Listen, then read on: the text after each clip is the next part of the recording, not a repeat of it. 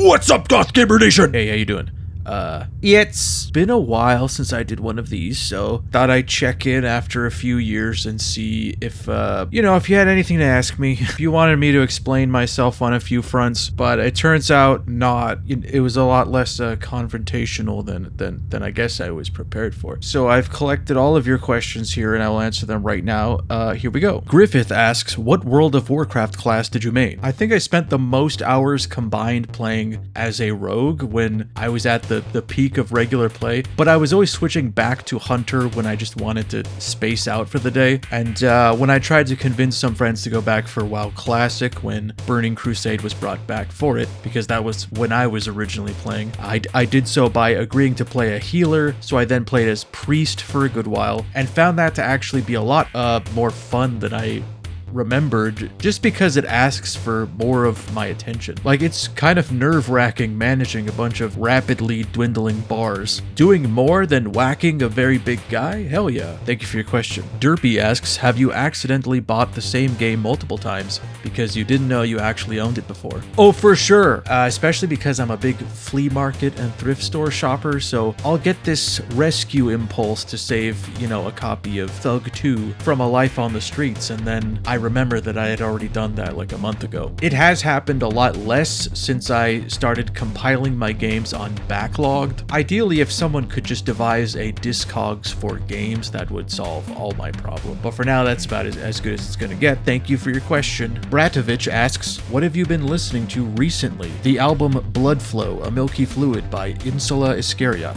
A very abrasive and aggressive, yet danceable industrial project. Ada Rook's latest project, Door Eater, is somewhat similar, but a bit more of a chaotic collage of various electronic genres smashed together and hopping back and forth between cutesy and terrifying. It's been a good year for ear-splitting industrial. There's a new Street Sex and a first Street Sex. There's new Youth Code, new Black Magnet, new Author and Punisher, new Hyde, and as far as old head stuff, there was also a recent remaster and re-release of industrial rock band Acumen's album Transmissions from Evil, which is a woefully underappreciated record. I think I got around to answering that, right? Right? Thank you for your question. Carl asks, what is one video game trope that makes you upset? I think it's annoying when a game kind of wrenches control of your character and from the same perspective performs some elaborate and badass sequence of actions that I did not do. I'll never forget this feeling while a non-gamer was watching me play Metro Exodus, and there was this slick first-person action sequence playing out, and they said, wow, are you doing this? And there was a burning embarrassment when I had to say, no, it's playing the game for me. Thank you for your question. Rose asks, are there any sequels to games that you've covered that you would like to make videos for? Yeah, I'm not opposed to doing any sequels I haven't covered yet. I for sure would like to continue the Blair Witch games and the Deus Ex franchise and maybe the Fallout games as well. I tend to not be motivated to do a whole series one after the other because I like the freedom of jumping around to wildly different things and not being locked into that for what would be like the majority of a year. I am willing to do any sequels, with a few exceptions that I'm on the fence about. I have been hesitant to cover the Silent Hill sequels because I just don't think there is like a shortage of content about them, certainly. And they've fostered a newer, younger audience, and at a certain point in the franchise, I fear I would just become kind of a joy kill, but I'll probably contradict that eventually. Thank you for your question. Birdbrain asks, are you aware that I watch your videos nonstop and start the playlist over when I finish? Edit, I named my dog after you. That's crazy. I wonder how you get through all the credit reads at the end. I appreciate it however you do it. And I am dog now? That's crazy. Of course, there is kind of a issue of rights as far as that name, so if you could email me your information and I'll get in contact with my people. Thank you for your question. Envision asks, how did you come around having Sophie Spherehunter as a guest audio, and would you collab with them again? I have not yet collabed with Sophie Spherehunter, but I have with Susie Spherehunter, and if I remember, I think she reached out during the pandemic and we started chatting every so often and had sort of stealth inserted each other into videos. I'm almost positive I have like one line in her Dead Aim video, and I did some music for her Dead Space video. Just one of those magic unions brought on by COVID. Thank you for your question. Dirks asks, who are your favorite and least favorite characters in the TV show Lost, and why? My favorite character was probably Ben, like the moment he was introduced, because I think Michael Emerson is an amazing actor, and that he had enough nuance to alternatively be like a monstrous, manipulative weirdo and still have numerous scenes where my heart broke for him. I also really liked Daniel because his arc is like so bleak and steeped in the sci-fi of the show. But from the main Survivor cast, though, I think they're all pretty good. Least favorite characters, I feel bad because, you know, I know that there is a spiritual, sentimental sweetness that was intended with their presence, but Rose and Bernard, like everything between them just comes off as like obnoxious married boomer couple to me. And whenever they're on screen, you know, nobody is sobbing, going insane, or punching each other, which is like the good stuff in my eyes. Thank you for your question. Jammy Westy 91 asks, will you ever play The Paynes Creek Killing? I will buy you a copy right now, goddammit. I have not played that, but I just looked it up on Steam and apparently I own it, and it looks interesting enough. So sure. Thank you for your question. Astro Kittens asks, do you think X-Files character Deep Throat really could, well, you know, I mean, I sure hope he can. Otherwise, you better change his name to Mr. X, as in, get out of here.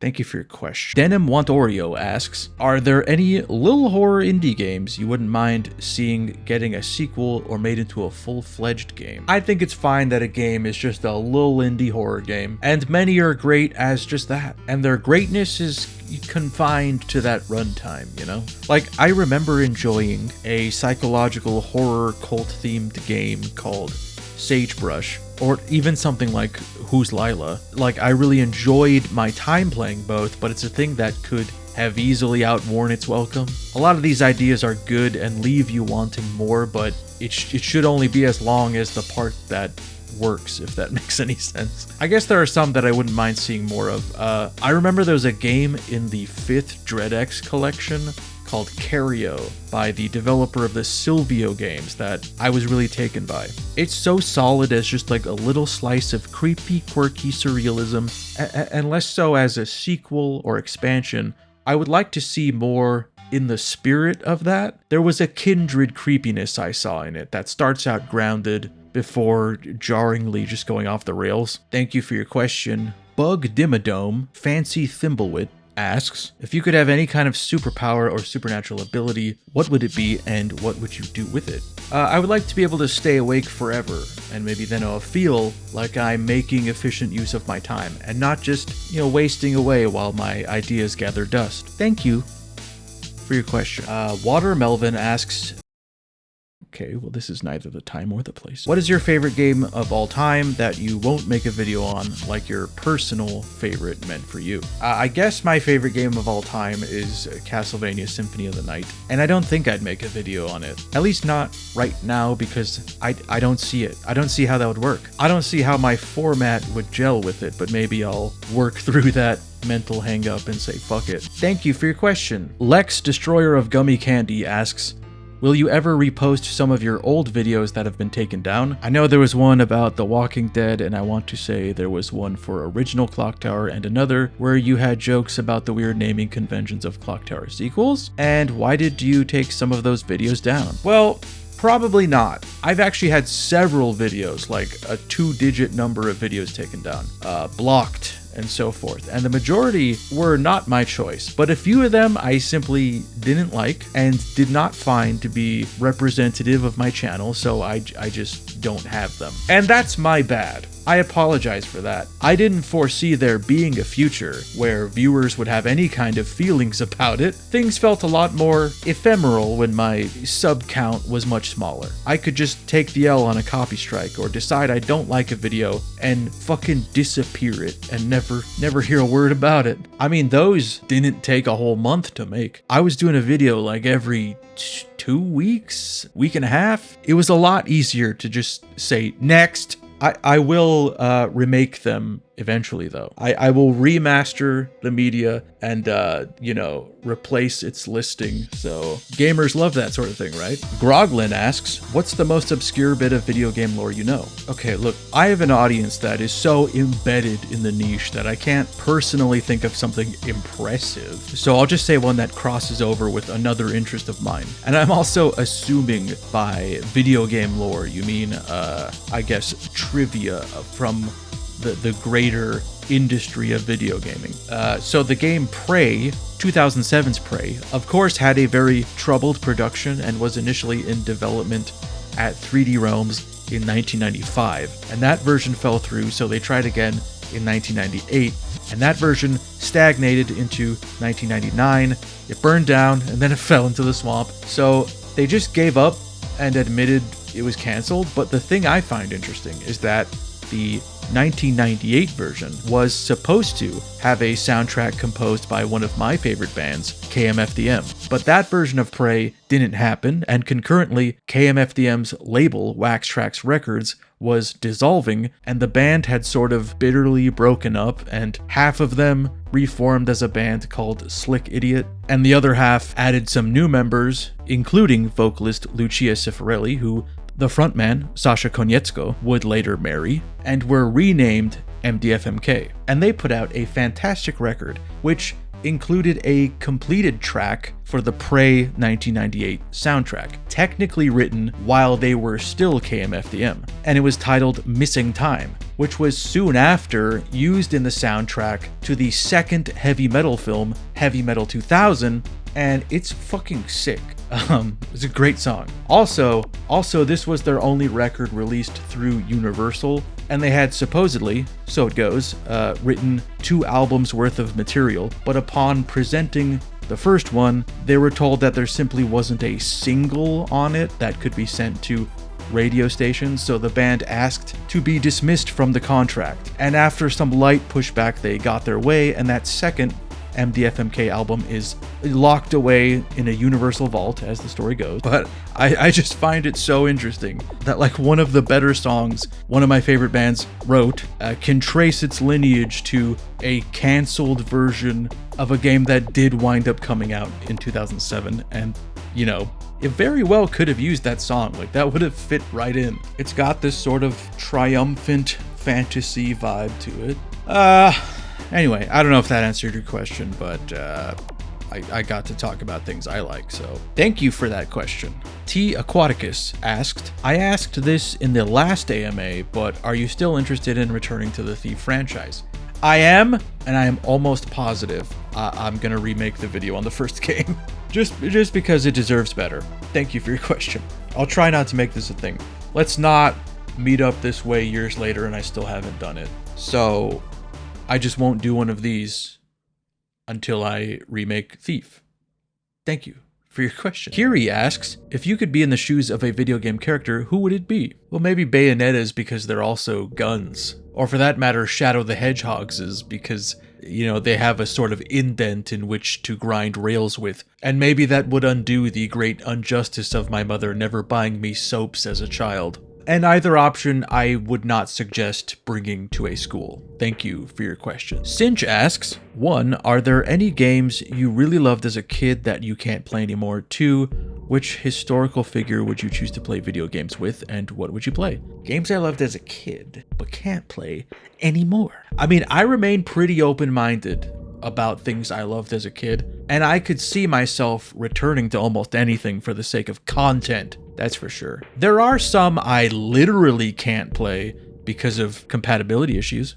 Okay, this is off topic, but it is kind of a bombshell for me. I literally just looked up the game I was going to use as an example, which was 1994's The Fortress of Dr. Radiaki. That was a game I watched my fucking dad play, and apparently like a few months ago, it was re-released on Steam, so I guess my answer has been amended to no.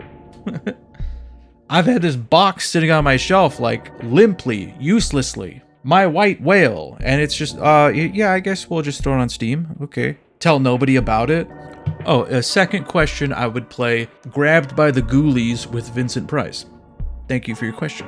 Mr. Movies asks, are there any videos of yours that you feel people slept on? If so, what are they?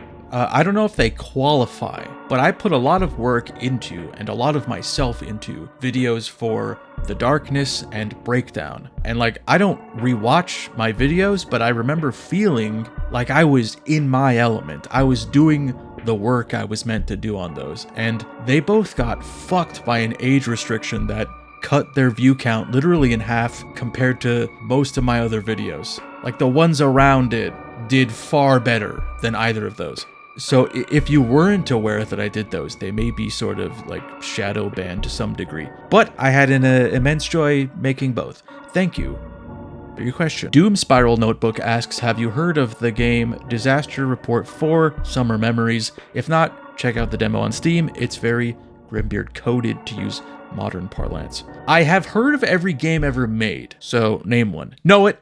Nice try. But seriously, this series does seem like great fodder for my brand of garbage, so, you know, maybe I'll get around to them someday. And that's a good suggestion. Thank you for your question. Gentle Boy Hell asks, what does burnout look like for you? And as a community, how can we keep you motivated, inspired, comfortable enough to explore your music editing and gaming ideas / videos? Well, I definitely feel burnt out sometimes, but it has changed. I've never felt like I'm done making things or I'm not happy making them at the moment, or even that I need a break. I would sort of always rather be making something, to the detriment of myself and people, you know, who have drifted in and out of my life. So the way I think burnout presents itself is that I overload myself with projects and I'm hopping back and forth between them and getting none of them done. And then the self-imposed deadlines start creeping up, and I just know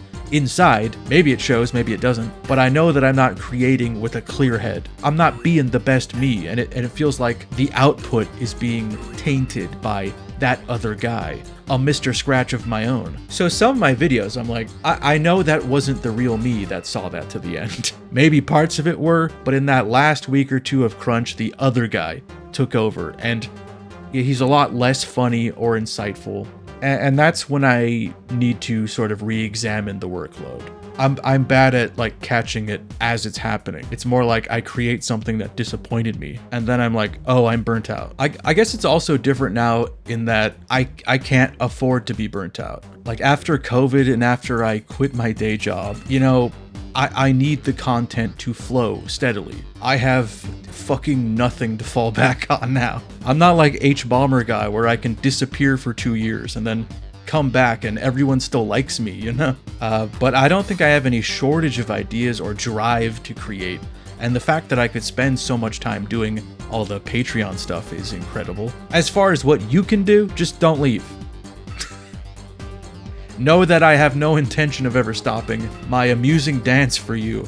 And I'm gonna learn new moves and maybe incorporate juggling. Thank you for your question. Snippety Mink asks, what is your most ungoth, guiltiest of guilty gaming pleasures? You know, there are very few things in gaming that I feel guilty about the pleasure they bring, but I think I do actually feel some measure of guilt for enjoying and playing all of the Far Cry games. Like, I can't tell the people in my immediate circle that that's what I'm playing and I'm liking it. I don't like giving Ubisoft money. I feel like I'm funding the worst impulses of game development and, you know, things that actively piss me off. Also, like, pretty much all of their plot lines are very, very dumb, and like using a facade or the aesthetic of politics to say nothing, you know. But I like clicking on heads and a big map full of zones with heads to click on. And if they say, you know, hey, by the way, these heads are fascists, maybe, why not? I'd be a fool not to. Thank you for your question. Mother Destruction asks, can I give Parapug another kiss? Sure, I guess I can act as the proxy here, and What are you doing? It's not from me. Okay, well, hang on. What? Who's it from? Mother Destruction. Oh, okay. All right. Neb asks, can Parapug give me a kiss? Can you give Neb a kiss? What am I? What am I? A makeout machine? That is not the purpose for which I created you. Could have fooled me. Ash asks, if you could play any game again for the first time, what would you choose? Also, music recs? You can't just throw in music recs with no guidance. I'm a fucking music head. If I could play any game again, Alan Wake 2, I think that was the best game I've played in several years, and the last time my gamer heart started pounding, growing a fraction of an inch or so, its heartbeat becoming irregular. For music recs with nothing to go off of, while I was answering these, my music player has played a track from the Jack Off Jill album Clear Hearts, Grey Flowers. Newly repressed on vinyl, by the way, too expensive for me to buy. Beers, Steers, and Queers by Revolting Cocks, a stone cold classic, tongue-in-cheek industrial album. And, I'll skip ahead here. The Failure Epiphany from Unternull, which for a while was sort of the quintessential Agrotech Club album, and who has just recently made a glorious return to both stage and studio. She's also one of those creators that fill you with regret because she made all these, iconic club songs when she was still like a teenager, and I think back to my teenage years and like, literally what the fuck was I doing? Playing Next Life? How's that gonna pay off? Alicia asks, what are the creative works you keep coming back to for inspo? Not just TV games, but music, visuals, etc. At the risk of either repeating myself or contradicting myself, I'll do one of each medium and all media that I've consumed many, many times from an early age. For TV series, Mystery Science Theater 3000, that's been like a recent revival for me because I've gone through life quoting and imitating it for a long time. But for a while I assumed it probably didn't age well, and I wouldn't feel the same going back to it. But no, now I'll just like throw on one of the streams while I'm playing a game or working on something, and I'll still regularly be taken off guard by something. Wonderful show and truly like the progenitor of my job. For a film, Pee-wee's Big Adventure, in retrospect it seems very silly, but whenever my mother would take me to the local video store, which was called Premiere Video in Chula Vista, I would just rent that every time, instead of simply buying it.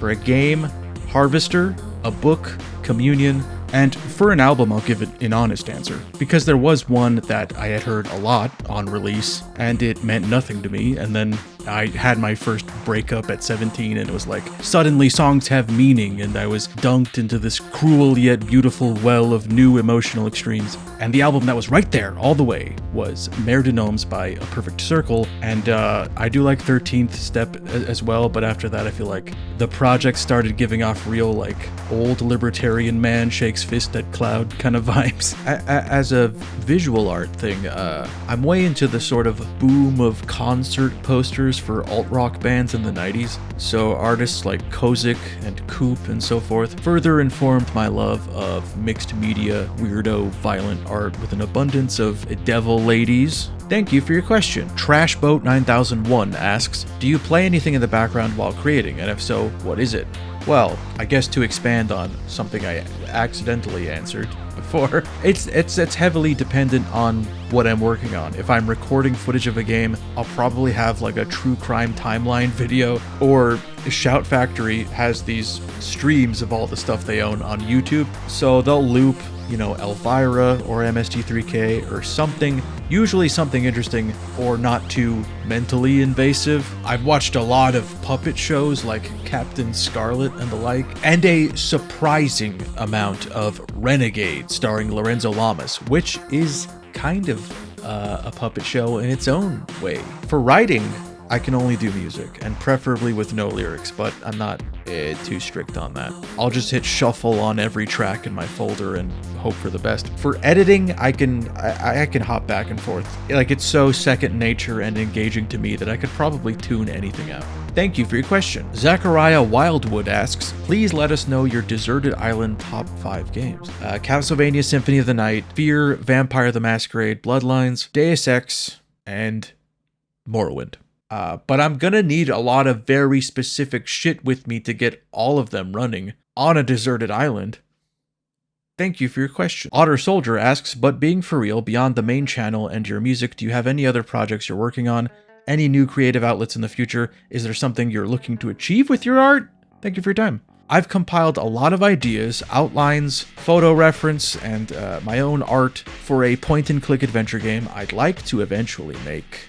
I've started and stopped making, actually, several times. It's just incredibly hard for me to not focus on it, you know? Because I shouldn't, right? If I stop making the other shit, people will go away. My income goes away, and then I can't make anything. But yeah, I really like to give it a go because I have a lot of love for the genre and ways I'd like to sort of bend it and mess with it that makes me laugh. That's on the furthest back burner. As far as achieving anything, you know, I'm already here doing this. So personally, that's like main quest completed. But as far as a greater effect, I've always just wanted to cultivate passion or interest in things, media, instead of not examining it closely and never really figuring out what someone can get out of games or movies or music, which are all complicated, collaborative things with good and bad qualities. And it would be silly, in my eyes, to diminish them to a score or a thumbs up or down situation. My hope is that in approaching things sort of like a horror host, remixing, satirizing, or repurposing, and not really as a journalist, you might appreciate the passion and absurdity and successes or failures of a thing and not just want the answer to, okay, so like, do I like this or no? If that makes any sense. Like, I would hate for the top comment on my videos to be like, what do you say, gang? We like this game or no? So is this like a thumbs up or a thumbs down? Anyway, thank you for your question. Love you. Mother Destruction asks, what's your favorite scary movie? Oh, it's gotta be 3, right? To have the director of Airplane and Top Secret on board? Come on! And I remember there was a part where someone's hat just kept getting bigger and bigger every time they cut back to them. Hilarious. It reminded me of old humongous games like Pajama Sam, where, you know, you can click on stuff and it's just like a random bit, like ambiently amusing, I guess. But seriously, probably Exorcist 3. That movie's scary! Thank you for your question. Snow Crashed asks, which game or series have you enjoyed researching the most so far? And do you listen to dark ambient music / soundtracks? If you do, what albums / tracks do you usually listen to? Honestly, the Nancy Drew games, because there was so much freedom as far as how I presented the history of the character, and there was such a wealth of things to explore beyond what limited info there is about the development. You know, I like for there to be a narrative to that history segment, but when there isn't much to go off of, I, you know, have to be a little more creative with it. And it was a welcome break from the cyclical narrative of, you know, devs think of cool game, publisher wants game not to be cool. Devs still try to make cool game, publisher yanks unfinished game out of devs' hands and then complains about it not being cool enough. And as far as listening to dark ambient music / soundtracks, I think so. I don't think I seek out that as a genre tag, but there is a lot of crossover with industrial, which approaches stuff like, you know, power electronics or noise, I guess, but not always. I guess Nurse with Wounds' album Spiral and Santa. SPK had an album called Song of Byzantine Flowers. Controlled Bleeding's album Body Samples, which is a harrowing listen. And Re-Entry by Techno Animal and Deceiver by Muslim Gauze. Both probably skirt the definition of ambient, which is not a classification I use really, but they're both on big double LPs that will, you know, keep you going for a good while. An album I think qualifies partially that I have written to a lot is Perdition City by Ulver. I think that's like a perfect 10 out of 10 for me. From the day I heard it on blackmetalradio.com in 2004 of all places, which is amusing because the band started as a black metal band, but by the time this album rolled around, they were like a IDM, jazz, trip-hop fusion project of sorts. I think it works best listened to all the way through in order and not divided up into a playlist or something, because it's a consistent vibe that like bleeds into each other from track to track. And the vibe is very wintry, and noir. It's like the soundtrack to a Nordic crime thriller, like a Stieg Larsson adaptation. Perfect accompaniment to writing for me. Thank you for your question. Game Mast 15R asks, what's the golden grail game that you want to collect a physical copy of? That one special piece of history. Maybe Darkseid 1, because like Darkseid 2, which I do have, it's sort of a not trapezoidal box, but like maybe that is the word for it. It's some kind of geometric shape, and it's got a logo that pops out 3D style. I saw one once in a glass case at an antique mall, and there was a bunch of other junk blocking whatever its price was, which I assumed would be astronomical, too much based on online listings, so I employed a time-tested technique where I don't inquire about it. I just assume it's probably too much. But when I come back in a month or so, and if it's still there, then it was fate. Then I was meant to own it. The time came, I returned, and it was gone. The fates severed the thread, and I remain with an incomplete physical franchise. My secret for getting the second one was that it's actually the Mac version, which is comparatively worthless. This was like $20. Thank you for your question. Chuckles asks, love your work/art. Thanks for all you do. Also, do you like still doing video game reviews? Because they bring me so much joy. I like making things. Making things makes me happy. Game reviews are a thing that I make that I feel the most safe to make, and I am more than happy with that arrangement, and that it allows me time and space to make other things as well. Thank you for your question and your kind words. Taylor asks, which YouTube channel in your subscriptions do you think would be surprising to people? That I can tell you about? I'm a longtime sub of Critter Vision, which is just a live feed setup pointed at someone's backyard, full of food and enrichment for a variety of wildlife to wander up and enjoy. You're almost nightly guaranteed to see some raccoons, some possums, some armadillos, the occasional fox or deer as well. And if you want to go deeper into the lore, you can turn on the live chat and just see a bunch of sweet old people checking in on each other, asking how the operation went or if their hips still acting up and so forth. You know, so I guess that, or like all the political shit or body cam channels of various flavors of distastefulness. Thank you for your question. Lore asks, why is Xander the way he is? It was the 90s! Thank you for your question. Game Mast 15R asks, if you could crash a bus into any fictional character, who would it be and why? Also, favorite video game that you've played as of late. Okay, Mr. 3 questions. I would crash a bus into the entire cast of Far Cry 5. I would like to see all of them, player character included, Herc especially, ground neath the wheels of the longest vehicle ye can find. Like the window licker limo, but a bus. Favorite game I've played as of late would have to almost by default be Ghost of Yotei, which has such a prominent placing in my ranking because for one, it took me like 2 months or something to finish it, so by sheer time consumption, it dominated my game intake. But I also played it after giving up on Bloodlines 2, which was just like bumming me out the more I played it. So to come from that and enter a competently constructed adventure game with addictive combat and an endearing story with a thoughtfully written lead character was like coming up for air. Yeah, I like that one a lot.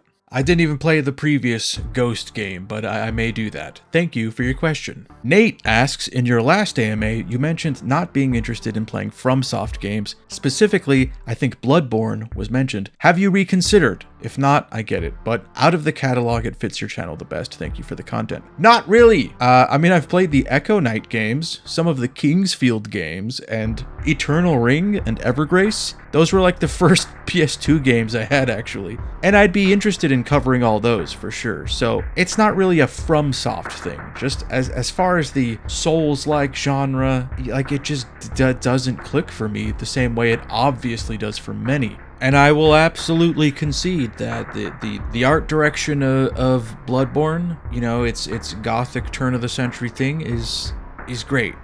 I wish more games would indulge in that. But that is all I will concede. Thank you for your question, and sorry. I hope there will not be many of these that are like, you've said you won't play this game. Will you now? And I'll just be like, no, I'm sorry. Neb asks, what is the worst video game puzzle? This can include adventure game Moon Logic. The first thing that came to mind comes from a game that I do like, and it's the facial composite sketches in Postmortem. They're really rough because there's no like trick to it or puzzle aspect really. It's just you are doing that job and there's only one correct order and you're following instructions that all feel vague and open to interpretation.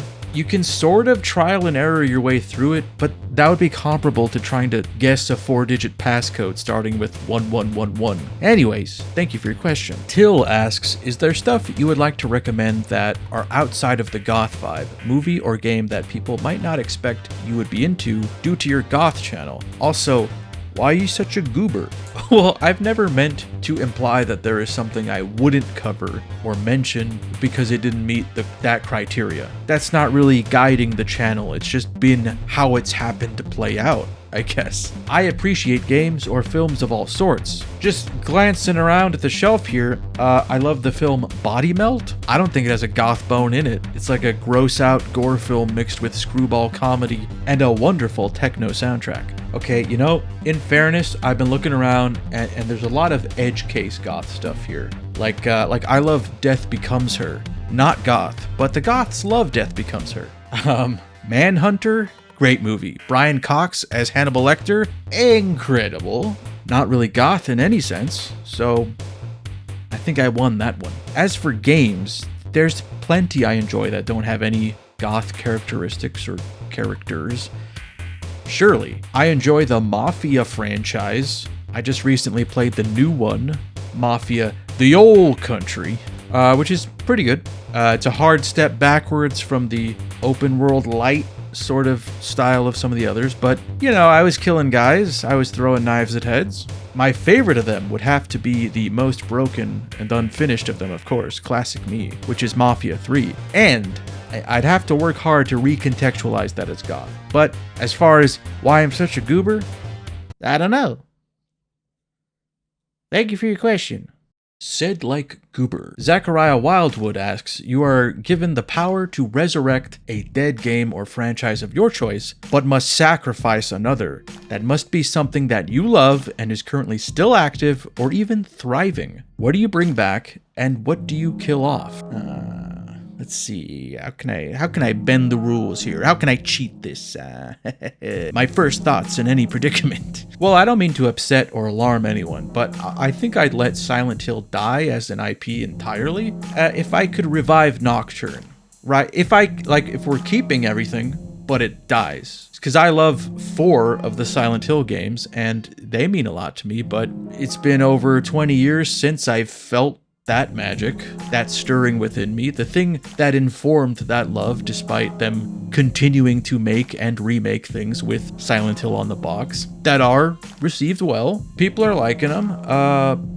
Thank you for your question. Antiope asks, who are your favorite painters, artists, digital artists? I actually have 2 tattoos that are inspired by existing works of art. On my thigh, very, very slutty placement. I have a rather large interpretation of the painting Claustral Dream by Clovis Trouille. And I did not tell my mother that I had that for years up until this year. Because I was getting into a pool and I was like, well, you might see this, so might as well rip the band-aid off. And on my forearm, I guess, I have a variation of a painting called Daimos by the Serbian artist Dragan Bibin. It's more simplified to the basic concept of dog staring alertly into an open doorway, but that image really captured my imagination. When I got into comics, I discovered Dave McKean, who sort of combines illustration with photography and graphic design, and wound up doing art for a number of bands I love, like Frontline Assembly, Skinny Puppy, Fear Factory, Download, Stabbing Westward. Very surreal and dreamy. Thank you for your question. Oh, I'd be remiss if I did not mention the artist responsible for the strongest part of my album, Perennial Astronaut or MK Dalma, depending on the platform. And should also mention Faye Speaker, who several years ago made a wonderful rain piece for me that I still have hanging to my left over here. Both genuinely more talented than I will ever be. Thank you for your question. Ramon Karate asks, what was your best or favorite Halloween costume both as an adult and kid? Also, have you heard Red Vox's Garbage Land? It's a rad anthem. As a child, I think no more than six or seven. My school would have like a Halloween march where everyone was made to walk from the school through a neighborhood in Southern California heat in their costumes. And I became really enamored with the idea of like a revolutionary guerrilla fighter of sorts. I can only imagine by reading something to that effect in a textbook. But somewhere I have pictures of me in this costume I instructed my mother to piece together, where I'm like a dirty left-wing militant of some denomination. There may have been an anarchy symbol involved. As an adult, I got to coordinate a costume with someone where the theme was like dungeon torturer, essentially. And I had what I can only describe as a balaclava made of chainmail that was very heavy. And other, medieval with a bondagey slant stuff going on. I wore this at a goth club the night of Halloween, and we were both invited to an actual sex dungeon by a person walking around nude, based, I think, off the read of the costumes, which I count as a successful costume. Like, what better confirmation could one receive? And I have not heard this anthem you are referencing, but I will look it up now. Yeah, I like that. That was very well done. For a second, I thought that was just like an actual Butthole Surfers song. Thank you for your question. Goth Uncle Necot asks, what are your favorite nail polish colors and or nail polishes? I like purples, but purples that are like visually recognizable as purple, so closer to a lilac type of deal. Because I've gotten a few that are like, if the lighting's off, it doesn't look like purple. It just looks like brown or black or gray or something. In order, I think it would be purple, dark red, and black. The standard, can't go wrong. Fits any occasion. As for brand, I just stick to Sally Hansen Insta-Dry because I'm trying to get back to gaming quick. You know what I mean? Leapin' Lilac, Cinesnap, and Back to Black. Thank you for your question. Goblin, wearing a Zach Bagans mask, asks, how did you go about creating your own internet community of like-minded weirdos? Well, I didn't do that part on purpose.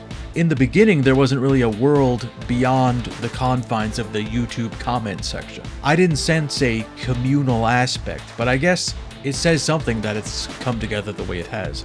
A huge motivating factor for exploring content creation, for me, was that back in the early 2010s, I would see other creators that were maybe talented or funny, but they rarely left this normie nerdcore bubble, just like pale boy standing in front of game shelf type shit. So the fact that so many have collected because of the shit I did and are generally kind and well-meaning feels good. I can only hope it remains that way. Thank you for your question. JRPG Astrologist asks, least cursed output applies. No Vengeful Jin, no AI slop. What non-infinite game do you wish were infinite? Maybe Condemned or Fear. My dream for the franchise that went unrealized was that Fear Team would be called into all manner of paranormal dangers and disasters, and if you could just endlessly generate cryptid attacks or necromancer cults or something, and just, like showing up for your shift each day, we find new things to bicycle kick and shoot in slow motion. We got a Wendigo sighting downtown. Let's lock and load, boys. Thank you for your question. As Danto asks, what's been the most unexpected part of being a YouTuber? Not to give a insincere or sappy answer, but honestly, every time I can pay my bills or feed me, I don't take that for granted. It's routinely incredible to me that the silly little videos I did are making that happen. And after just fucking scraping by in life and just embarrassing myself in front of others with my little boy's dream of being a YouTuber, where not but 4 years ago I was sleeping in a pile of clothes on my brother's couch in his one-bedroom apartment and recording shit in my car and, working at a roach-infested mall, to still have lights on right now and be able to transmit thoughts to you will never not be a pleasant surprise. Thank you for your question. Cash Money Odie asks, where do you get your ideas from? There's a man who stands in the corner and he hands me these envelopes. And, oh, right. Just lived experience. The internet. Thank you for your question. Trevelian asks, have you ever considered a compilation of your videos for us sleepy birds? When your videos are ending with the naming of thousands of people, it fucks up my brain in its sleep. I prefer the giant centipedes. This is far from the first time that someone has wanted to intimate to me that they sleep during my videos, and I do see the compliment in that, and I'm grateful that anyone hit play at all, but I don't know if I want to alter my content or create new things to accommodate that, because while it is nice and I am still appreciative, I'm not exactly setting out to make things in which to sleep to. In fact, I had just assumed all the jarring edits and sudden jumps in volume would make that more difficult.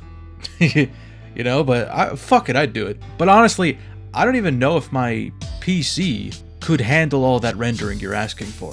That is actually a huge speed bump on that front. If I make anything longer than an hour or so in one project file, then I start to experience memory leaks so severe that my second monitor will just turn itself off and the Explorer will freeze. I'll say if I can work out that kink, sure, but also I believe there are extensions that I would never suggest using, but have heard, they could be told to recognize segments of videos as to be skipped. Thank you for your question. Cracknut asks, do you have a favorite memory with someone that had a lasting impact on you? Something they might have seen as insignificant, maybe don't even remember, but has helped shape who you are. Have you ever thought about what things you've done that have left a lasting impression that might have shaped someone's worldview and not realized it? This is kind of embarrassing to admit, especially because I know the person is a patron sub, but, he might skip this one. But, I had a buddy that I met at a scam trade school that I probably still owe money to, as they recruited me into it at the age of 18. But after I made maybe 2 videos, I was stressing about some doomed relationship, or I was looking for one. It was one of the two, I forget. But he said this very silly sentence that in the moment I, kind of rolled my eyes at and politely nodded, and it was, just such a thing that two boys tell each other. And it was, oh, you just have to build your empire first. Every time I found myself sort of stifling the things I wanted to do for others, I would think, man, I'm not building my empire. It was almost like a ironic self-joke, but then I just kept thinking about it. It would jump into my head to scold me onto the right track. In that same conversation, I believe he also just threw out that I should have a live action segment at the opening and closing of videos, and I have for the most part stuck to that advice ever since. I'm sure there are enough hints in there that if you're watching, you know who you are, and thank you.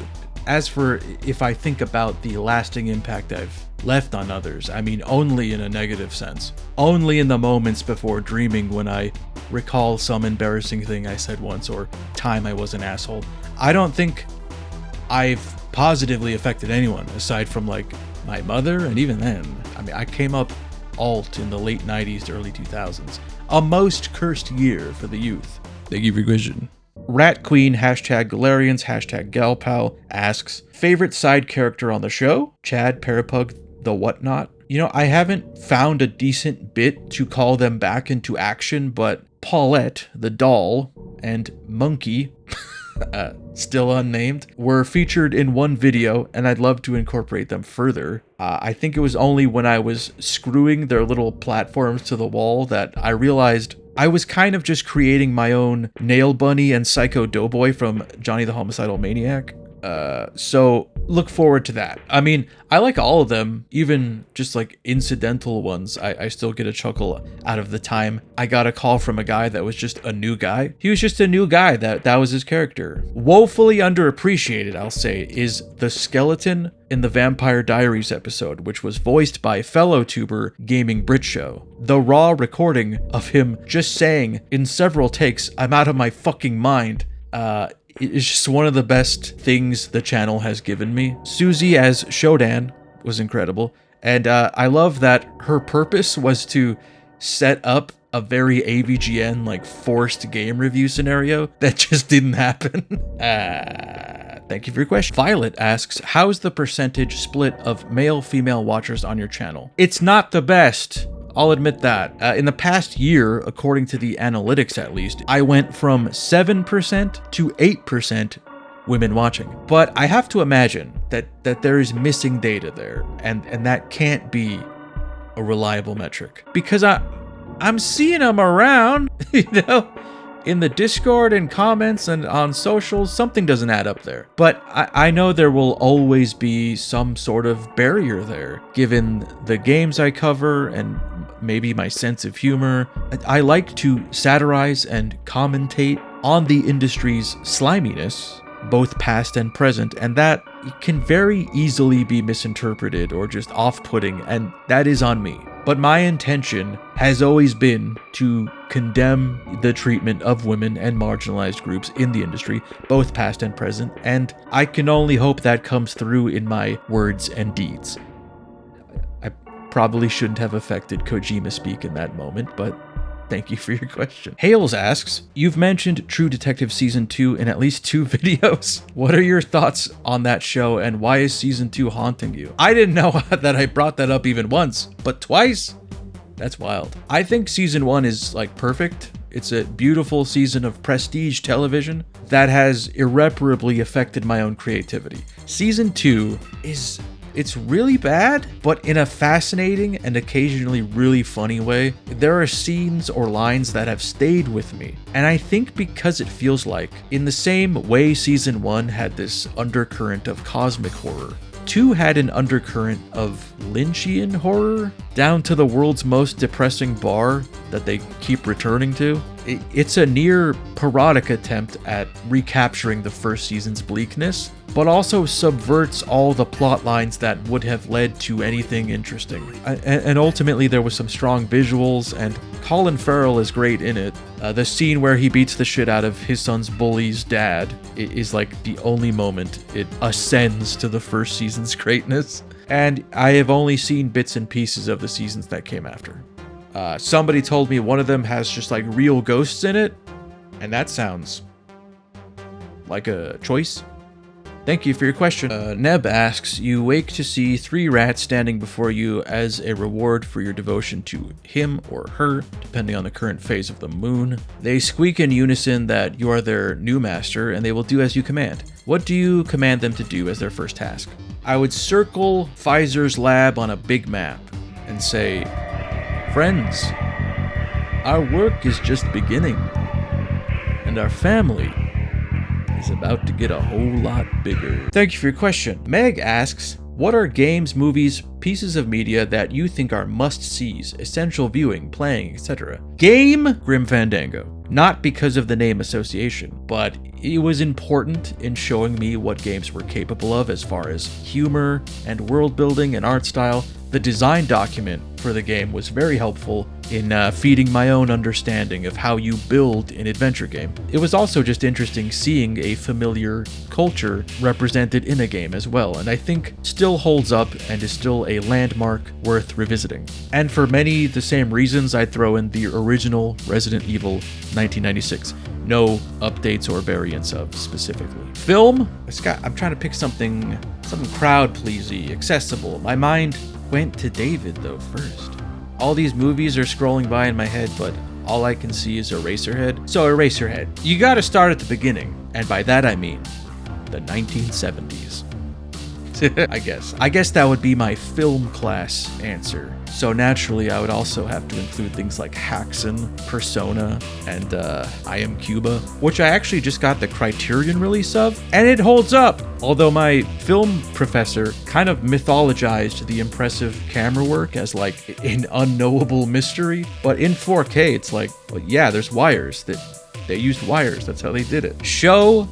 I think if you're as big a fan of Monster of the Week television as I am, it's worth checking out Kolchak as well as The Night Stalker and The Night Strangler, which it is based off of. It's charming seeing how supernatural fantasy on TV pulled itself out of primordial soup, and Darren McGavin is he's charmingly unlikable, I guess. He's a great lead, and it's fun watching him just weasel himself into monster hunting. I do think Supernatural was informed by that in a great way, because it's you're not really in a position where you would be investigating monsters, so you have to work around authority figures in order to do it, and you never really get the glory for it because nobody believes you.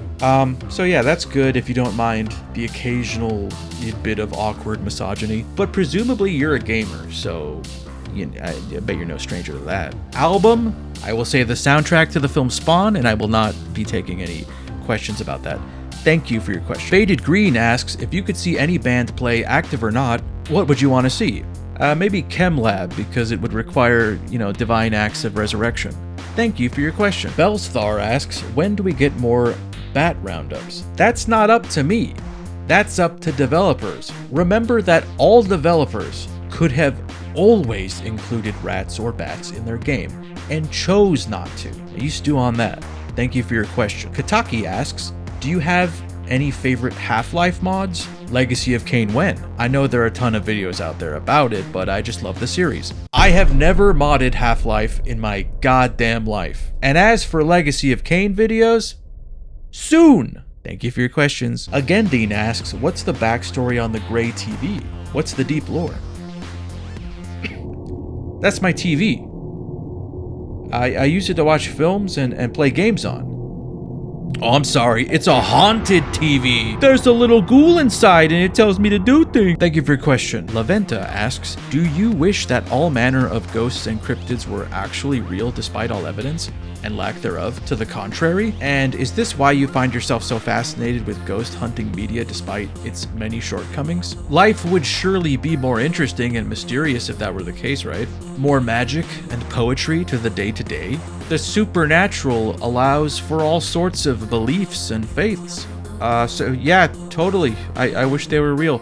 Just like I still wish to experience something that changes my mind on that, and I'm envious of those of sound mind that claim to have experienced the unexplainable. Ghost hunting and its assorted content is interesting to me because it's wild seeing how people can, commodify or capitalize on something that you can never actually show or prove definitively. So it becomes this game of how much do we lie?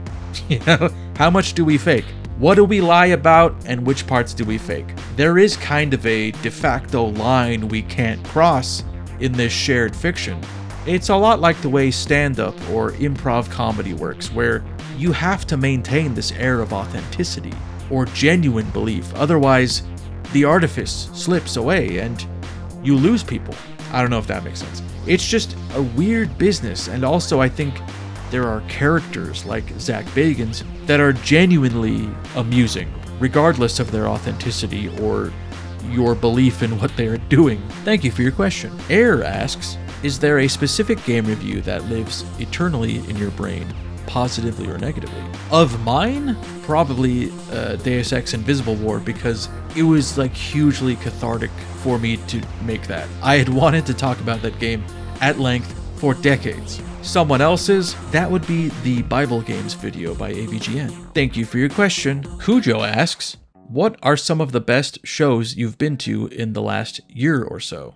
In 2025, this year, Ministry performing all their old shit from Twitch and with Sympathy, that was pretty fun. Seeing Lords of Acid with their new vocalist, which was especially nice because the last time I had seen them, it was a show they did right after the last lead was fired. So they just kind of invited fans on stage who knew the lyrics, which, was charming in its own right, but a little disappointing. The saving grace was that Praga Khan of Lords of Acid, who, has a solo career, he opened with his own material and just for the fuck of it threw in the Mortal Kombat theme, which he did technically make.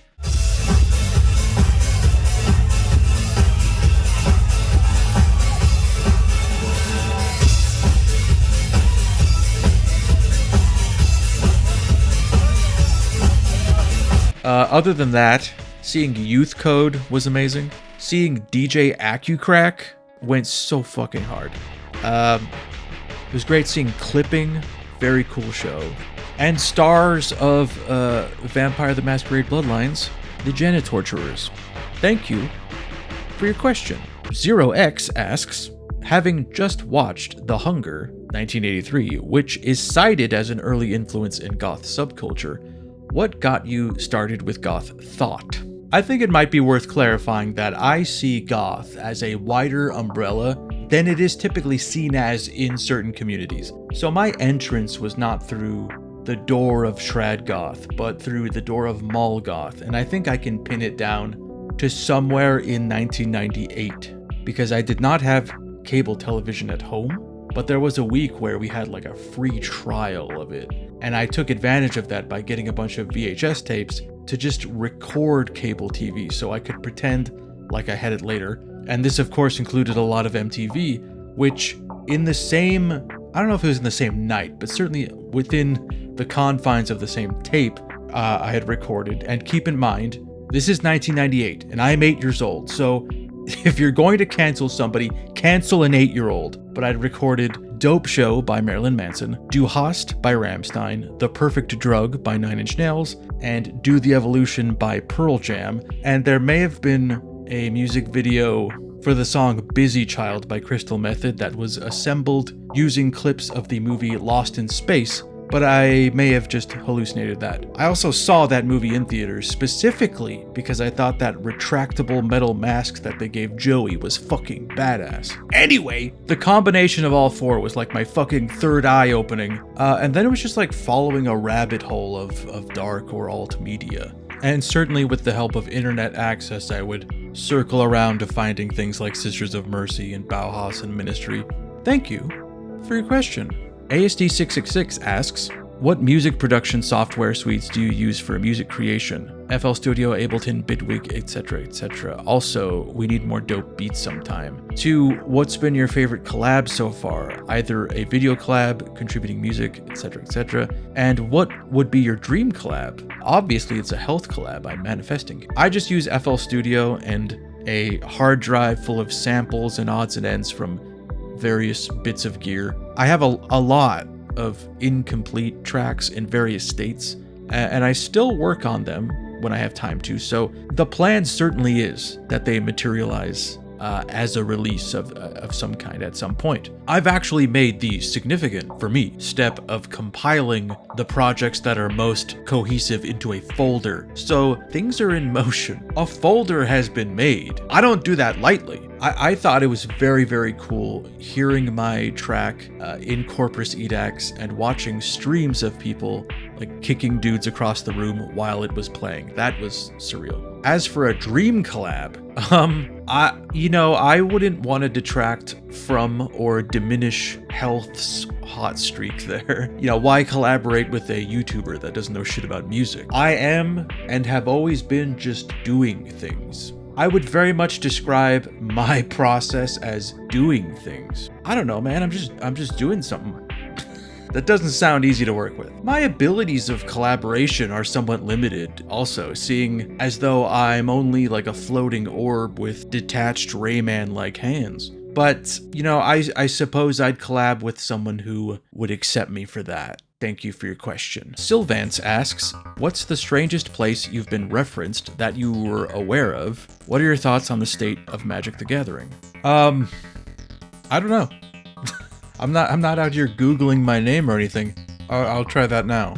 Okay, I just did, and I found that a video of mine that had been blocked by YouTube was re-uploaded to Rumble, which I bring up only to say that I had nothing to do with that, and I would never associate with that platform. So that's kind of strange, but as for Magic the Gathering, I haven't played in like 10 years, so all I know about what's been going on with it is that they've been doing these like pricey crossover decks with shit like Final Fantasy and Marvel, and just sort of pumping out cards at an unreasonable rate. And from the outside, it's starting to look like fucking Fortnite.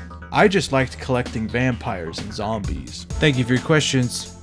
Dwalling and some dubious blorbos asks, if you wound up getting isekai'd into any of your favorite pieces of media, what's the #1 favorite you'd want to be reborn in? I don't know, I like a lot of miserable, bleak media that I don't think I'd want to be stuck in. Maybe just Vampire the Masquerade. I can definitely see myself acclimating to the Nosferatu lifestyle. Thank you for your question. Hang on, jumping back in, I would like to clarify that this would be pre-version 5. Thank you for your question. Prophet of Server asks, there are a few YouTubers who cite you as direct inspiration for the creation of their channels. Do you watch any of them or have any contact with them? 2, you're a very creative person but seem to work mostly in digital. Aside from our beloved Parapug, have you ever made anything physical, art or otherwise? And if so, can we see them? I am not familiar with any specific creators that have taken direct inspiration from me, but if you're telling me they are out there, then that's nice to hear. And I'm glad they put themselves out there, because I know I've responded to a few messages about getting started and, my advice as to how to navigate doing so. I also just don't watch a lot of gaming content, and I don't watch my own content, so this would, have some difficulty coming across my interest radar, I guess. But, good for them. I like to think that I've been somebody's clerks. The thing you look at and you're like, oh fuck, anybody can do this? All right, count me in. As for physical art mediums, I enjoy and have dabbled in most. You know what I'll show you? I found these little books I made when I was 6 years old that I swear hold up. Trust me on this. Yeah, let me show you a few. Just so you know, just so you can see how I was destined to be a beacon of creativity. A font of art. Let's see, this one is titled Aliens. And it reads, I could have gotten a picture with aliens, but it cost too much money. I have a book of aliens. I also have an alien t-shirt. I have alien toy. When you put the toy in water, it will grow bigger, but it broke. Then there appears to be an alien who has killed a man up here. Next up, we got ghosts. Some things never change. Ghosts. I like ghosts. They are cool. There are different kinds of ghosts. Ghosts live in haunted houses. Ghosts like to scare people. They like skeletons and zombies. I like to watch ghost movies. That's that one. And since it came up, we might as well move on to zombies. I like zombies. They eat people. And there they are, performing the act. We'll round out the reading with Dr. Martin Luther King Jr. Martin was a good friend, but he got shot. He was a famous person. They did not allow me to depict this in child drawing form. Junebox asks, what are 1 or 2 videos you wish you could go back on and change? Could just be something like minor edits or re-evaluating your whole review in the midst of new content or behind the scenes information. Even without that, there are so many. I would just completely remake several, especially for Blood Rain, Harvester, Vampire the Masquerade, Thief, Condemned, Call of Cthulhu Dark Corners of the Earth. Early on, there were a lot of games that mean a lot to me, and I wanted to get to them quickly to sort of establish a tone for the channel, like, I do this kind of thing here. But in the years since, obviously, the accepted length of a video, both from the audience and for monetization, has expanded considerably, and I went from worrying that 20 minutes or so was too long, to surprising myself when something is under 2 hours. So there are certainly a lot of games that are big ones to me that I just fucking shortchanged, and I want to rectify that, but I also don't want to test the patience of subscribers, who probably want something new instead. This is an active thought in my mind of how I will sneak a few of those in, because it doesn't sit right with me. And Nocturne taught me that I can probably get away with it more than I think by just gaslighting you all. Thank you for the question. Rigby333 asks, are there any videos you regret making? Like the video wasn't as good as you think the game deserved, or you were much more mean than you usually would have been, or something like that. Well, I think you could apply my answer to the previous question to this, but yeah, there were a couple that were a learning experience for me. I'm pretty sure I just erased them though. I can't imagine I left those in the world. but I had at least 2 that were very small indie games that I just sort of treated it like I would a review of a double or AAA game. And I don't know if I was overly mean or critical, but I was very aware that the creators of these small indie games saw the video and wanted to address my criticisms, and I immediately registered that there's more room for bits and cattiness talking about some retro game from a major company that doesn't even exist anymore. But when the 1 or 2 guys that made the game are in the chat, I felt terrible that I didn't give them some extra grace or allowance to be goofy or derivative or low budget in some sense. Not that I would lie or exaggerate their quality, but that I should better intimate, that the very fact that they finished and shipped the game is Herculean. That they need that said before we come in with the bits. You know what I mean?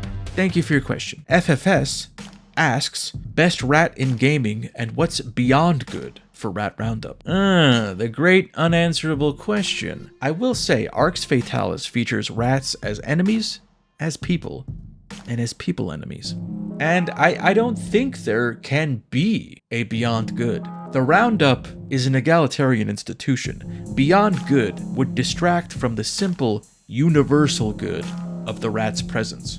Thank you for your question. The one and only Michael asks, who would win in a sword fight, Andrew Eldritch or Peter Steele? Well, at the moment, one has a significant advantage over the other, which makes this no contest. But let's say, prime for both, I'd give the edge to Eldritch because I imagine it like a Dark Souls fight where he's rolling and dodging the massive arcing blows of Steel, who's built like fucking Lurch and getting little backstabs in. He's going for crits, Thank you for your question. Ifrit asks, 1. Do you have a game that you revisit every year or so just to chill and play through?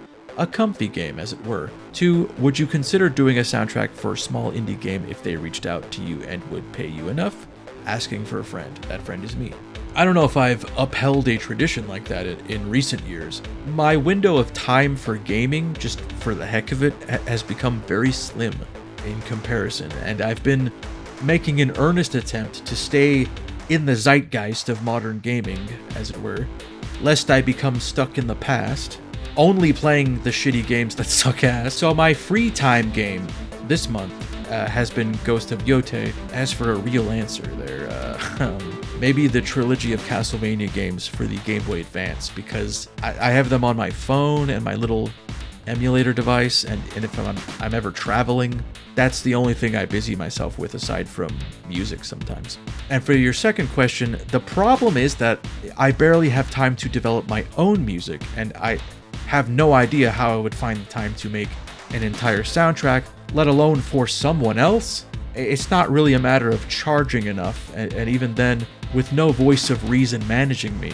If I was so compelled, I would just do it for free. But yeah, I'm not someone who could reliably deliver on a contract like that.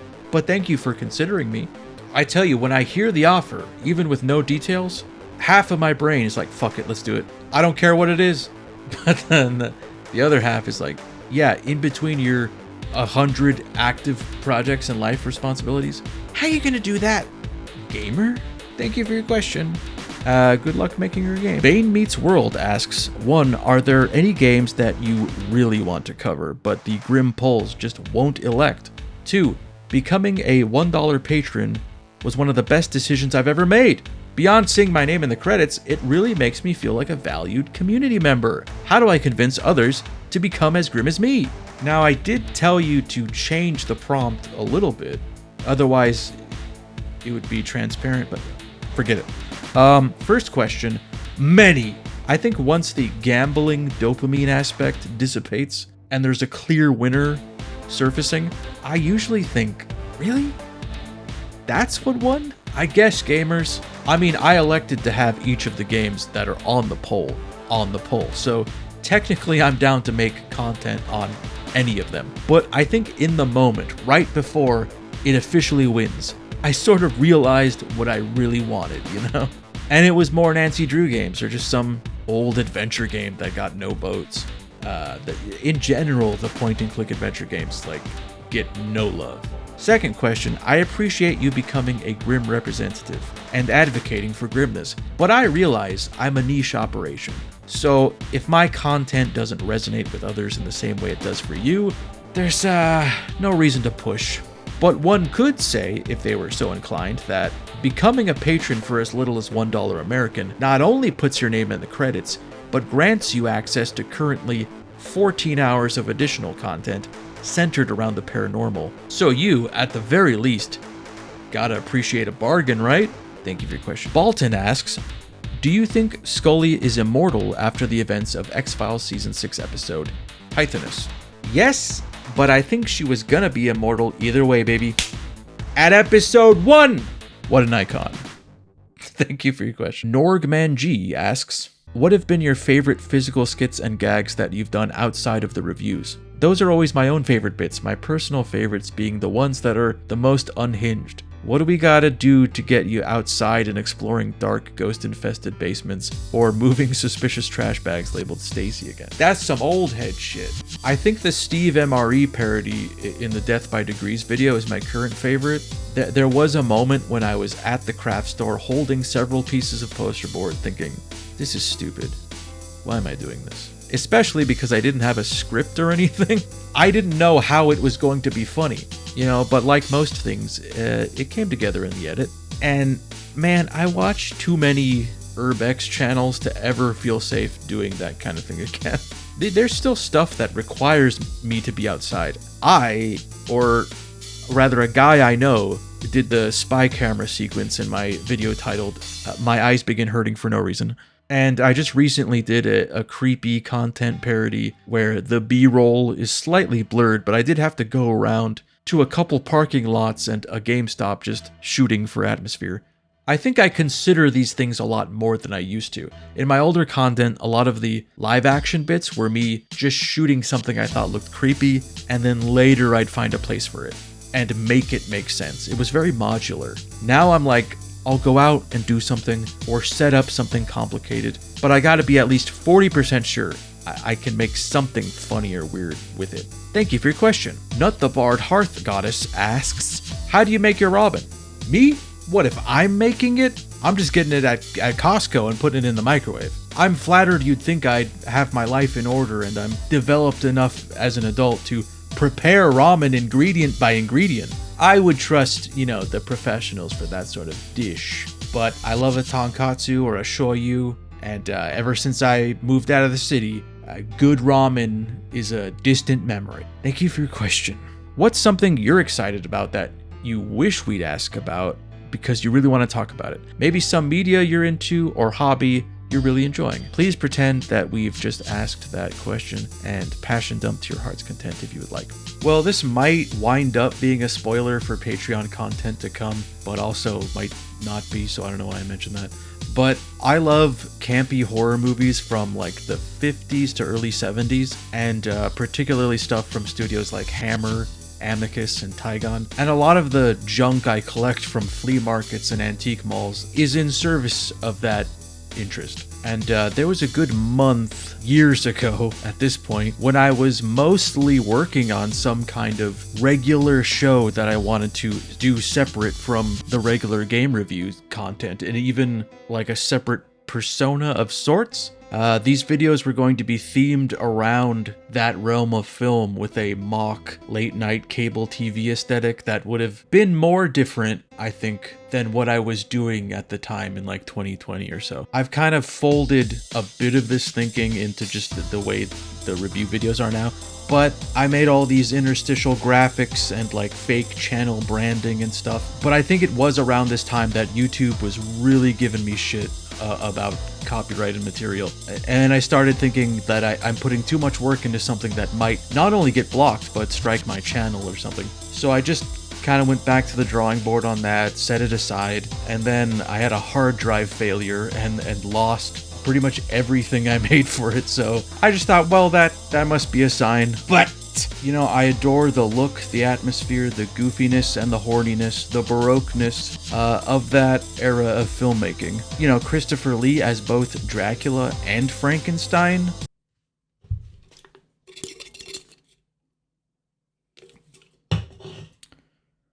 Zmonster, Peter Cushing, the Cush Man. There is a charm to how much they are pulling off big gothic and theatrical things on a budget. There was a lot of heart put into the work there, and I would apply much the same wording to Roger Corman's output with Vincent Price, which I also wanted to work into that. The things that I often want to make content about are things that I have trouble finding someone to talk to about, so this is another interest of mine that's, maybe a bit out of sync with my age group and the limited circle of people that I speak to, but much like the entire thinking that made me want to create a YouTube channel, that's also a thing in me. Thank you for your question. Fiona Valkyrie asks, if you could travel to any point, place, and time just to observe how it really went down and not to change anything, when, where would that be? And what video subject have you started on that ended up being way more surprisingly different than you expected going in? I was just thinking about E3 the other day and watching old compilations, and I think I'd love to be a fly on the wall backstage. Like, there are so many iconic moments in that institution's history, and so many of them, I think, what was it like? What was the energy? What were the discussions as soon as they left the stage? Like between the presenter and their people. You ever see that Steve Jobs movie that Danny Boyle directed, where it's like his whole life only through moments before he goes on stage to, enact his grift? I'd love a biopic that is, the inverse of that. Just a live feed of the door to the green room, and in walks a drunk, sweaty Jamie Kennedy burying his head in his hands. Aisha Tyler's already sobbing, saying, I could just talk about Rainbow Six Siege all fucking day. Why does it have to end? That guy hyping up 99 Nights 2 walks in and he's like, so I nailed that, right? Or rather, he's just like gesturing emphatically at the feet of the stage and looking around for approval. Thank you for your question. Oh, right. Thank you for that question. On to the next one. The video for Messiah comes to mind because it's still such an obscure niche game, and yet there is a wealth of like weird, disparate anecdotes and tidbits about it. Like if there's anything that worked about that game, it was its marketing, because it was like everywhere for a blip in time. And I love when I can really flesh out the history section and give, some sense of narrative to that. And that's a game where this stuff happening around it is arguably more interesting than the game itself, which explains why there are several far superior videos on the subject.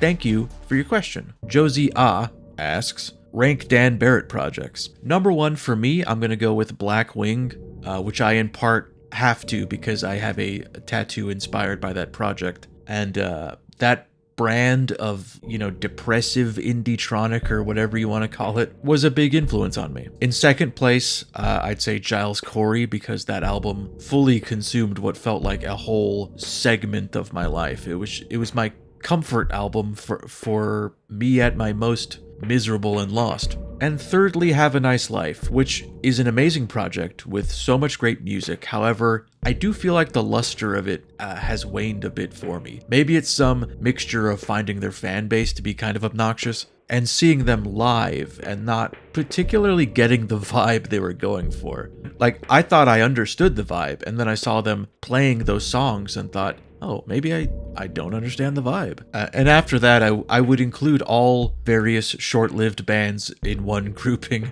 The thing is, he's a really talented guy, so most things he did, like In Pieces, it's not my genre, but he's fucking good at it. I believed in that moment that he was just a Midwest emo guy. Tangentially, I think Tim's industrial project, Consumer, is great and did not get the reception it deserved. I found the vinyl of that at, I think, Amoeba for like $5. And it's really solid. It's kind of like Godflesh meets like the Melvins or something. Thank you for your question. Apatheism asks, what is your favorite flavor of Kickstart, and are you disappointed it can't be green anymore? Favorite backup drink? It was only ever orange citrus, but in recent years I've moved on to the 0 sugar, 0 calorie option, Monster Zero Ultra, and it's less fun, but I feel like whatever mystery death either drink is inching you towards is slightly slowed.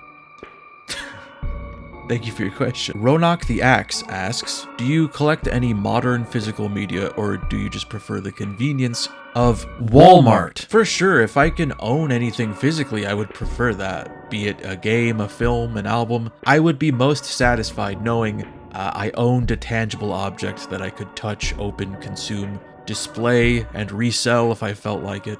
You know, to have my money exchanged for goods. That'd be great. I've always valued that experience, but I haven't always had money, so... Thank you for your question. Dregor asks, your willpower to complete the occasional mediocre game is quite strong. However, has there been a game that you were in the process of reviewing that really made you throw in the towel? Not really anymore. I've become a lot more selective and intentional with the things I cover. As far as the videos that come out because of polls, it is in some sense rigged in that, you know, there aren't options on there that I wouldn't be willing to do. And as far as the ones I choose to do, I can tell pretty quickly if it's going to be something I can't do. Because there's a lot that I would like to do, and then, you know, maybe I just become frustrated in that moment with like the difficulty of it or something. And I determine that it's not time. Drakengard was kind of an exception because it was thrown into the hat at the last minute by a friend, and I was like, sure, no shot it wins. But I'm also pretty confident that I could get through most anything if there was content at the end of the rainbow. You forget, I'm a gamer. It's in my blood. Like a poison. Thank you for your question. Spicy Roo asks, you ever seen The Addiction 1995? Seems like it'd be your kind of movie. Yeah, I like that one well enough. Maybe it's the failed film student in me. I appreciate a good 90s black and white picture with a bunch of college philosophy dialogue where, you know, nobody has a straightforward, mundane conversation. There's some gorgeous shots in that one, like the opening vampire attack with the shadow of the grating across their face. I also just love all the shots of 90s New York. There's a couple great just handheld shots of a New York street with like Cypress Hill playing. So yeah, it's pretty good. And I appreciate the idea of vampire story as addiction narrative. I do think it gets kind of like up its own ass about it. It's like, okay, I get it. And you know, like a lot of rehabs or programs to get out of addiction, it does show Catholicism as sort of the salvation, which is it's on theme, right? Certainly, but also like those things will burn a vampire. What the heck? There's consecrated grounds. There's holy water. It's all bad for them. I will say, if that appeals to you, I don't know if this ever got anything beyond a DVD release, but mere months before The Addiction was released, a film called Nadia came about, also an artsy experimental black and white vampire story set in New York with several Baroque monologues. The big deviation, though, that makes it a little more fun is that there's some cheek to it. It's campier. Like, it's about the Dracula cast of characters brought into the 90s and, you know, has that similar modern alternative film vibe to it. Also has a pretty cool soundtrack with Portishead and My Bloody Valentine on it. And because he was an executive producer, there is a David Lynch cameo, and it may be because in that scene he's being compelled vampirically, but it also just feels like they let him direct that scene as well. The downside of Nadia, it must be said, is that there are some scenes that look fantastic. There's this one part with like a rear projection happening down this alleyway just to show you how fucking fast she is. She's got time to light up a cigarette while she's chasing someone. But they also, for no discernible reason other than maybe saving money on film, record multiple scenes with a pixelated toy camera. That is like truly a shame. It's very disruptive, and also probably why it would be impossible to like restore it and give it a 4K upgrade. Anyway, final bit of Nadia trivia is that the band Static X has twice sampled that film. Thank you for your question. Hoo-Ha asks, Team Angel or Spike? Or Angelus? Wow, a genuine attempt to get me cancelled, I see. Well, obviously, both are problematic in their own ways. I think I'm gonna go with Angel because Spike was a wonderful character with a great performance that, in my eyes, maybe outwore its welcome long enough to become further problematic. And at no point does Angel, for all his flaws, construct a fuckable Buffy bot. I didn't care for that. I guess Spike never, leers at a 15-year-old Buffy from the bushes. It was the 90s! From just a performance standpoint, I love Angelus. Every scene he is present in, barring right after becoming a vampire, is electric. David Boreanaz did not get enough opportunities to play pure maniacal evil. Thank you for your question. Goth Gamer Nationalist asks, if you were a bird, what color bird would you be? I would like to be a jet black raven that speaks only to the drunk or insane, perched atop, let's say, a pallid bust of Pallas, for example. Thank you for your question. JD asks, have you ever thought about redoing some of your older videos from 7+ years ago? I'd love a fresh take on some of the games you covered long ago, like American McGee's Alice. Fuck yay. Yes, all of them. I think about doing this all of the time, and I think I will. I have to seed them in between new things to better gaslight my followers. Thank you for your question. Fish asks, marry, fuck, kill Adam Jensen, Max Payne, and Jackie Estacado.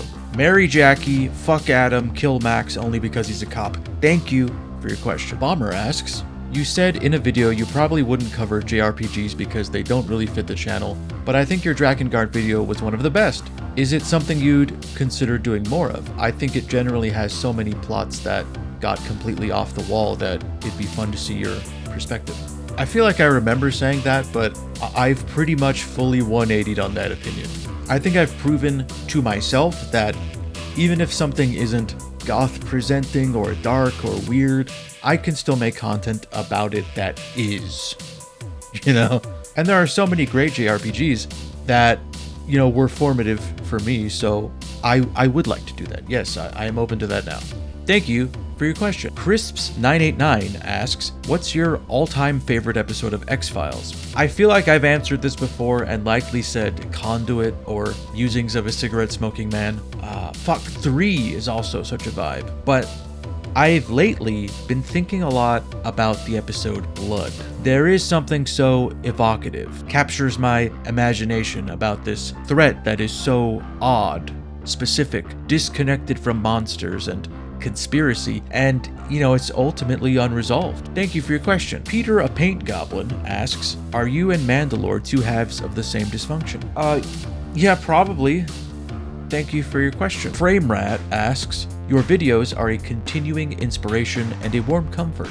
As you got me into the genre, what do you find special about point-and-click adventure games? Do you think something was lost in adventure games transition from point-and-click to modern 3D controls, like in Heavy Rain, Life is Strange, the Telltale games, etc.? Or indeed the Dreamfall games, where you can trace how trends were changing in the industry? That's a good question. I think what made them special is that they offered a deeper connection with the player character than other genres, and that extended to gameplay because if you take something like Tomb Raider or just an action adventure game of the time, they would present these loops where what you're doing is rather simplistic. It's just seated in a game with other systems or modes of play in them.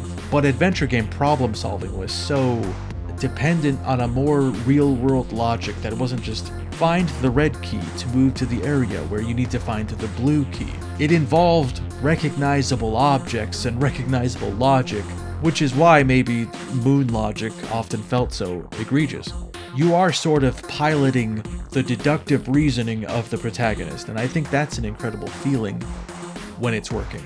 And as far as losing something in its transition, in a way it did, but I also feel like it matters less now, because point-and-click adventure games, as I know them, the things that pop into my mind when you say point-and-click adventure game, that is just a step in a process that began before me and continued beyond. It's been building on top of itself. Before Grim Fandango, there was Maniac Mansion. Before that, there was Space Quest. Before that, there was Zork. And all these games are examples of pretty distinct feeling eras. They're very different from each other, and we speed ran through all of them due to the genre rapidly expanding and then fizzling out. So while later adventure games, like the ones you've mentioned, sacrificed certain ideas in favor of graphic or narrative quality, I feel like it matters less, as the AAA industry is no longer where I go for adventure games. The indie space has for a while now been, dissecting and reimagining and replicating every phase of the adventure game. And so all possible futures of the genre are playing out at once, like a series of divergent timelines stacked on each other or some shit like that.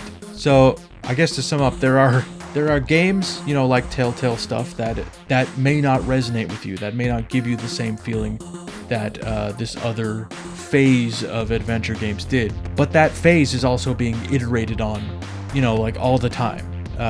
If that makes any sense. Thank you for the question. Hell Steve asks, favorite KMFDM album? I'm partial to Nile myself. That's a very tough question, and also kind of loaded because you've offered the album they made at their height, with the highest concentration of memorable hits. I think Nile might be their best album, but I was introduced to them at Symbols, so I carry a particular affinity for that one.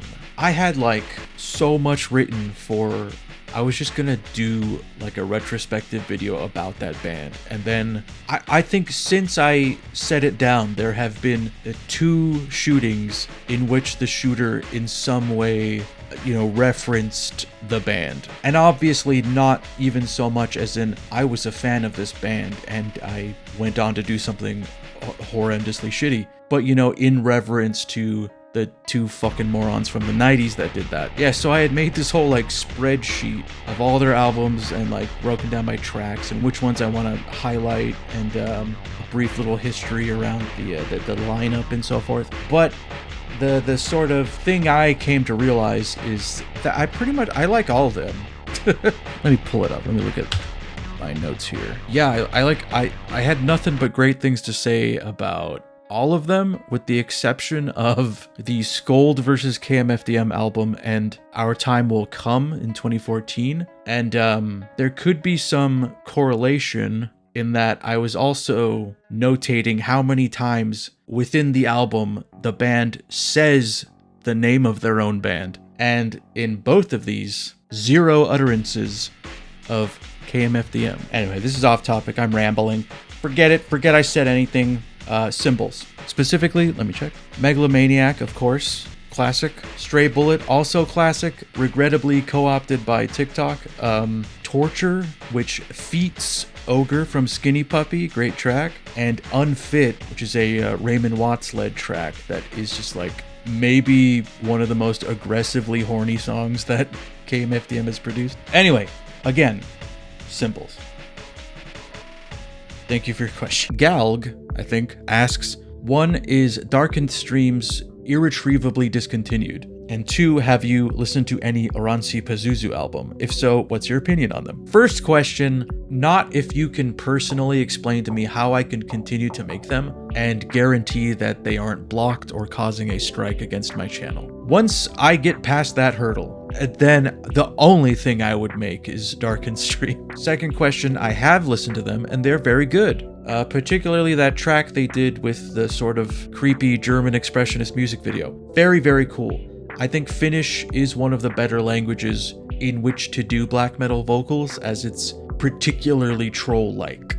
Thank you for your questions. Cram Scumpler asks, thoughts on Terry Pratchett? You seem like someone who'd be down with the Discworld. I liked the games and, really anything Scum. And I've read about Discworld more so than I've read Discworld. I know some of the bits and lore probably just from pop culture osmosis, but you're right, it's absolutely something that I could probably get into. It's just a lot of books. I could probably get on board with an audiobook or radio play though. Thank you for your question. Taz asks, biggest comfort game / show / however you want to answer this, something you can always return to for a guaranteed nice time. For a game, probably Blood Rain, as I've bought it on just about every platform one could, which certainly expanded once the revamped versions came out. and I know every inch of it, and it still just, it scratches an itch like nothing else. For a show, I'll say Ghost Adventures with the original seasons 1 through 10 lineup of Zach, Nick, and Aaron. The vibe change from then forward is off-putting, which has its strengths, I suppose, but not so much in comfort, you know? For music, I've said it before and I'll say it a million times until I die or they catch a case, but Hellbilly Deluxe is one of the most re-listenable albums ever compiled by humankind. Thank you for your question. Dang Jenna asks, if I were to summon you using black magic, what 5 physical items would I need at each corner of the pentagram? Nightshade for PS2. Feather of Raven, Simone. Ampule of Elder Vitae, or any off-brand fruit punch will do. A medieval club. Sandwich. And the Suicide Girls compilation CD Black Heart Retrospective. It's just a good collection of songs. Thank you for your question. Alamarjan asks, has the 5-year plan on the rest of Nancy Drew games been worked out yet? Thank you. If the Drew crew continues to show up, the first video is, after all, the lowest viewed game review I've done in the last 2 years or so. So I want it to stay on track, but we gotta convert. We gotta get those numbers up. Thank you for your question. Serena Strike asks, I'd love to know your thoughts on the evolution of the Yakuza Like a Dragon series. And I'd love to tell you in video form. I'm routinely surprised how little push there is for them on the polls since I include them almost every time. But I suppose it's up to me to get that done. Like, that might be a scenario where I just have to take hold of the wheel of fate and just do it on my own. Thank you for your question. I love the movie. I'll say that. The Takashi Miike one, not whatever. I think there's like an Amazon thing. Okay, bye. Viper Rooster asks, what are the biggest literary influences to your writing and presentation style when it comes to your videos? If by literary you mean literature, the printed word, if you widowy meant widowature, if there is something there informing my content, I might not be aware of it. I don't think. Although I guess like edgy alt comics for sure from Jonan Vasquez and Roman Dirge and several others from Slave Labor Graphics that wrote comics with goth characters who excessively use words like spooky and gloomy and doom. There was a dark comedy fantasy comic in the 90s that lasted until the early aughts called Poison Elves by Drew Hayes that I think informed a lot of my own creative output, and I even based my D&D character off of the lead character of that series. I tried to revisit it a couple years ago, and there's parts that don't hold up. I'll say that. Oh, a series I'm sure has leaked into my lexicon and general thinking would be the trilogy now of books from Garth Marenghi, Terror Tome, Incarcerate, and This Bursted Earth. That might be like the only book thing in years that I just ate up. All very funny and inventive. Certainly if you're familiar with the brand of schlock horror writing he is satirizing. I think a lot of things that appeal to me and that inform my own creativity are not so much horror, but when the macabre is brought to an absurd and comedic place. Thank you for your question. Lunar Park Lunatic asks, we know precious little of the grim grub of choice. If you could have one specific meal every week, completely cost-free, what would you choose? Unrelated, but I also hope your Drakengard wrist is doing better. Thank you. Thank you. I think it's no longer noticeably painful. It's just been reduced to a simmering, constant semi-pain.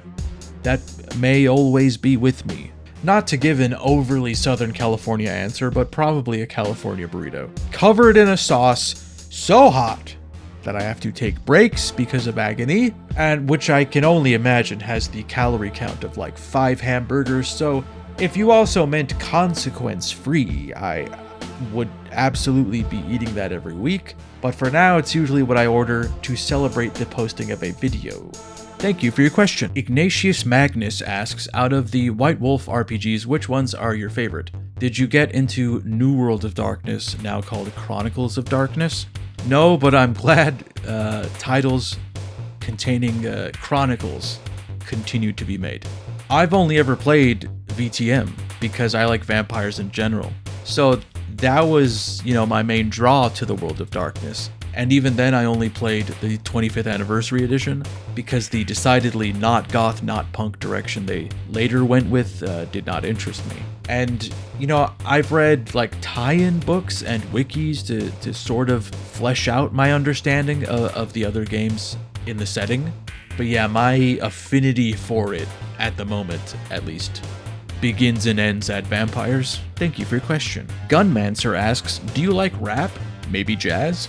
If so, do you have any favorites? Yeah. That was kind of a Tron Legacy, yeah. If you know, you know, and if you know, don't go around telling people that. Well, my main music interest is in goth and industrial, so that kind of owes its lineage to hip-hop and dub and so forth, so there is certainly a ton of crossover in interest. I think I already brought up clipping.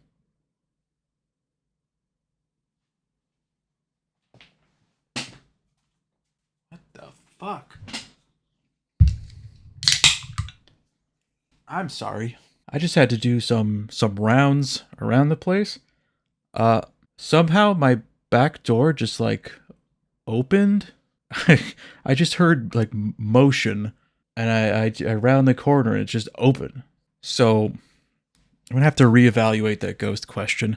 Oh, and then I got a can, so I was up. Yeah, I brought up clipping, but as far as other modern acts, there's some usual suspects: Death Grips, JPEG Mafia, Angry Black Men. I've also been a longtime follower of Dose 1 and his various projects. I think he has a unique, nasally goblin voice and an interesting, surreal, poetic meets hyper-literal style of writing. I have a particular fondness for an album he did with the late rapper and producer Alias called Less's Orchestra, who was himself in a project called Deep Puddle Dynamics that was also a lot of fun. Gamers may be familiar with Dose 1 thanks to his recent turn-to-game soundtrack work, and he's done stuff like Enter the Gungeon and Sludge Life. But going back further, you have stuff like Tackhead, Public Enemy, Consolidated, MC 900 Foot Jesus, and SMP. That sort of blur the lines substantially between genre. As for jazz, there are certainly influences in things I like. Mr. Bungle, the pop group, Lightning Bolt. I really like the band Mama Leak that experiments plenty into jazz. I don't actually know if I'm suggesting viable answers or just avant-garde shit that just so happens to have a saxophone or weird time signatures, so I admit this is not my expertise. But I don't know if I could, off the top of the dome, think of something I like that, just self-identifies as jazz. It would definitely be of the psychotic, free jazz chaos variety, like Naked City, Painkiller, and Ground Zero.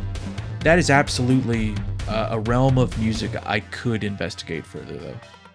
Thank you for your question. Cal the Skeleton asks, hello Grim, hope things have been going well. 1, I have always appreciated how authentic you come across in your voiceovers. Do you have any tips for appearing more natural when recording? And 2, do you have any recommendations for a mic/recording setup? I have a shotgun microphone going into Audacity and plenty of blankets, but I am envious of your clarity. I can certainly empathize with sort of tuning out or losing interest in a creator that sounds overly scripted or artificial, or when a creator takes on this authoritative, over-enunciated tone. And especially for something as potentially irreverent or silly as video games, it can just sound obnoxious to me. Part of the fun of doing the creepy content bit in my Drakengard video was affecting the bizarre way they've all decided to present themselves. But I tend to leave in a lot of the stumbles and mistakes or improvs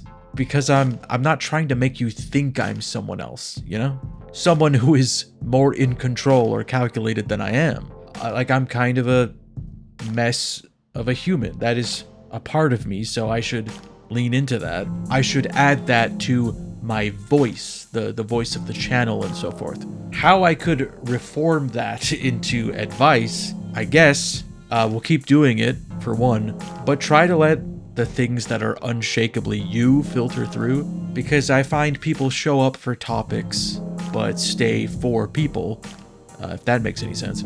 Real humans. Although I've gotten more than one comment saying that I've affected or put on like a radio host voice. So sometimes it doesn't fucking matter. You get what you get. But I suppose that could come from me simply trying to speak with clarity, which I often don't. I'm often just, mumbling.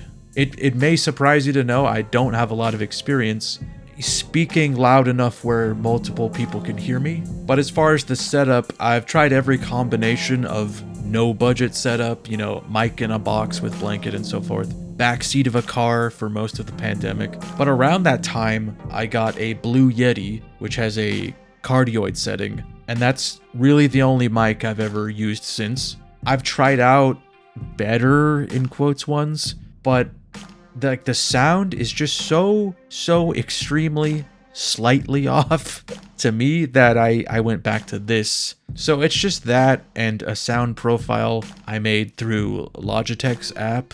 And yeah, Audacity. I don't know if there's anything particular about the room. It's a pretty dead room as far as sound because there's like a lot of junk in here. So yeah, fill your home with junk, I guess, would be my advice there. Thank you for your question. Beepums asks, what are your top 3 industrial bands? Oh boy, I mean, I could overthink this question for hours, but right now, in this moment, and since I have a little bit of a industrial rock bias, it hurts me to even say this, because I feel like I'm leaving thousands of little industrial band babies out in the cold. Skinny Puppy, KMFDM, and My Life with the Thrill Kill Colts. Those are kind of an influence trinity for me, but it hurts to leave out Nights Are Ebb and Frontline Assembly, and all the bands that like industrial elitists think primarily make up what industrial is. Maybe that's a sign of being on Reddit too long. I can sense an eye roll that I've not said Throbbing Gristle, SPK, and Einstürzen Neubauten. Or that I was very lazy in pronouncing that band, Einstürzen Neubauten. But hey, you know what? Stick to what. Stick to your thing you can do. Those are like my old head answers, though. So as far as modern adjacent acts, I could say 3 bands that are like in heavy rotation for me that are from the last decade or so. And that's High Functioning Flesh, Choke Chain, and Spike Hellis. Thank you for your question. Waterweeb asks, have you ever read House of Leaves? If so, what's your opinion of it and the media that's inspired by it? I have. That's an incredible book. I was really moved by it. I don't know if I engage with any of that, really. I assume you mean like liminal horror, backrooms stuff. It's interesting, and it's certainly captured the imagination of a great many people for good reason. I don't see myself seeking any of that out, though, because it's not that a lot of that is derivative. I mean, it is, but it's also got nothing to say beyond, impossible spaces are unsettling, and sometimes there's like a monster that lives there. It's just like, it's infectiously cool and interesting. So like I get the desire to create like with that in mind, but not so much the seeking out of that. For me, I guess Control, if that counts, that was cool. I like that. But obviously, a lot more going on. If you have a recommendation for something worth seeking out, let me know.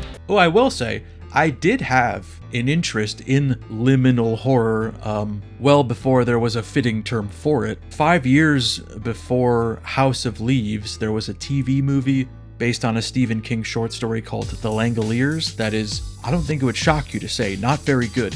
But I kind of loved it because so much of it is our characters wandering around an empty airport that seems to be frozen in time, and that really dug at something within me.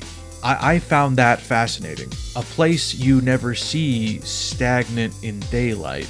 And a couple years later, when I was like 8 or 9 years old, my mother, a single parent, would take on a bunch of odd jobs. And one of them was decorating these massive Christmas trees inside corporate skyscrapers. Several of them had these impossibly tall trees that you had to use like a mechanical lift to reach out and place big ass ornaments on. And she would bring me to work with her in these emptied out skyscrapers, and I would just wander around really through hallway after hallway, looking for vending machines and stuff, office to bullpen to office. It was odd, and especially odd for me as a child, because it's like, this is a place I have no business being, that I only really see in TV and movies, and even then, there's people zooming around and chatter happening. So a weird formative memory, and forgot where I was going. But I would also add that in 2021, The Langoliers was re-edited and re-released as The Timekeepers of Eternity, and that version is 2 hours shorter and makes Bronson Pinchot's character like the main character, and it's animated using printed frames of the Langoliers that tear as scenes change, because that character like soothes himself by tearing paper, which is it's weird. It's interesting. I like it. Thank you for your question. Sathington asks, any plans on releasing more music? Pure Acid Hell was one of my most listened to albums of that year. Yes! I work on music all the time. It's the finishing bit. That's where they get ya. I have every intention of doing so. Here's a thing I made the other day.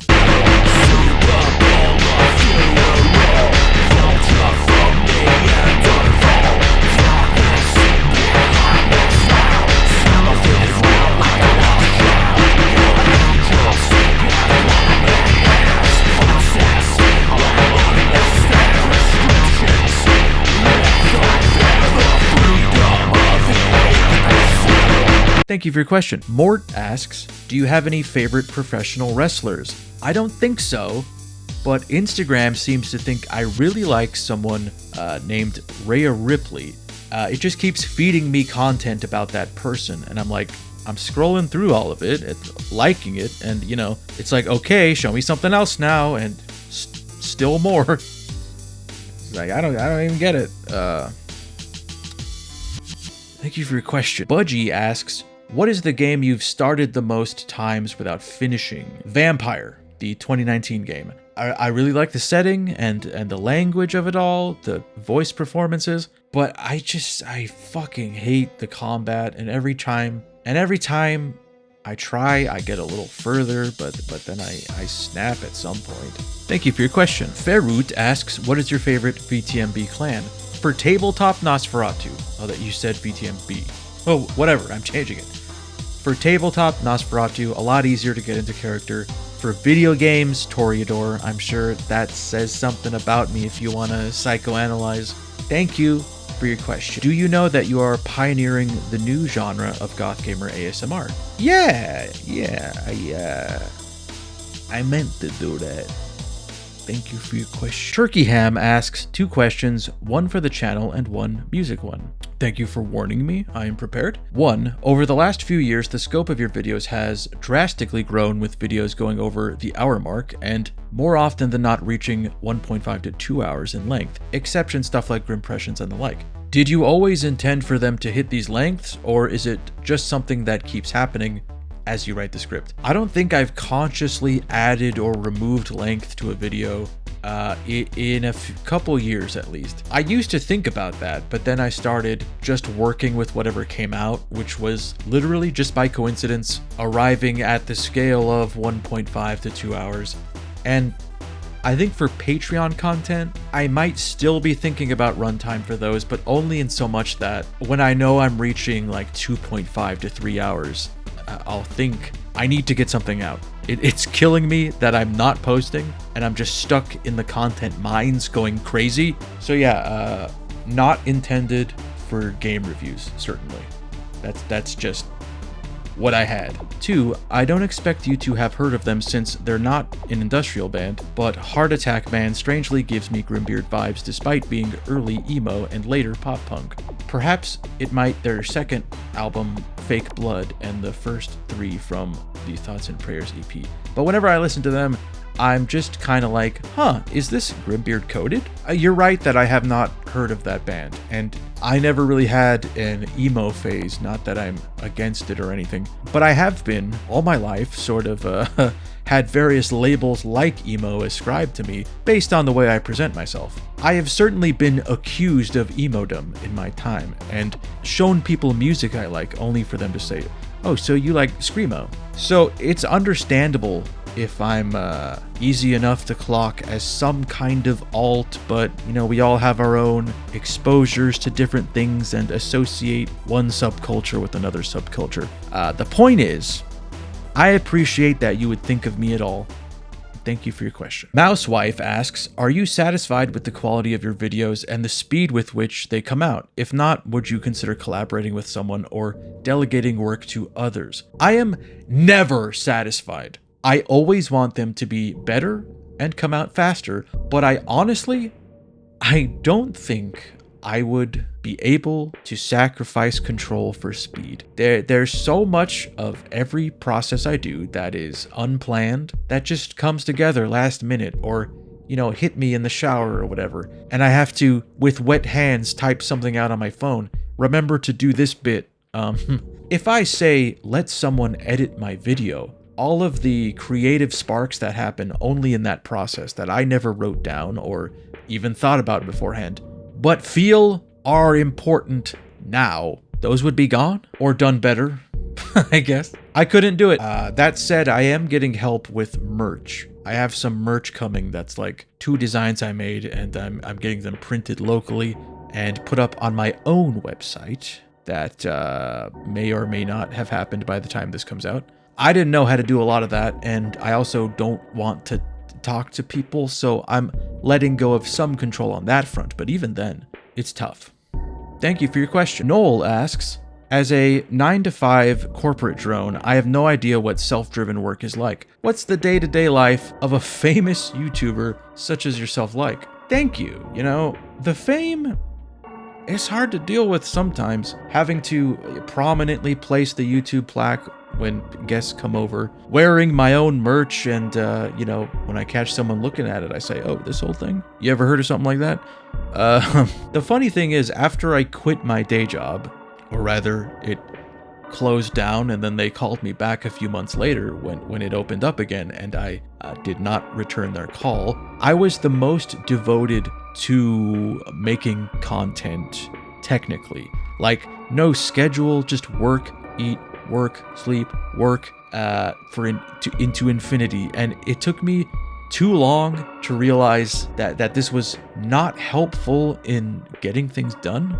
This welcomed many scenarios where I would think, well, I'm the boss, and I say I can just play a video game for fun or nap all day. I have every other day to make up for it, and then I would get stressed out and panicky because I wasn't finishing anything, and then I essentially had to slowly figure out how to reverse engineer back to being 9-to-5, which is quite literally what I do now. I am working on video game content from 9 a.m. to usually 6 p.m. actually, Monday through Friday, and weekends are like, I tell myself at least one of the days of the weekend, I am not to touch the PC at all. But, one of those days, if I'm running behind or something, I'll do some overtime. And I just hate sleep, so I don't sleep a whole lot. I'll go to bed at 10 p.m. and wake up at like 4:30 or 5. And this time, pre-9, I have been able to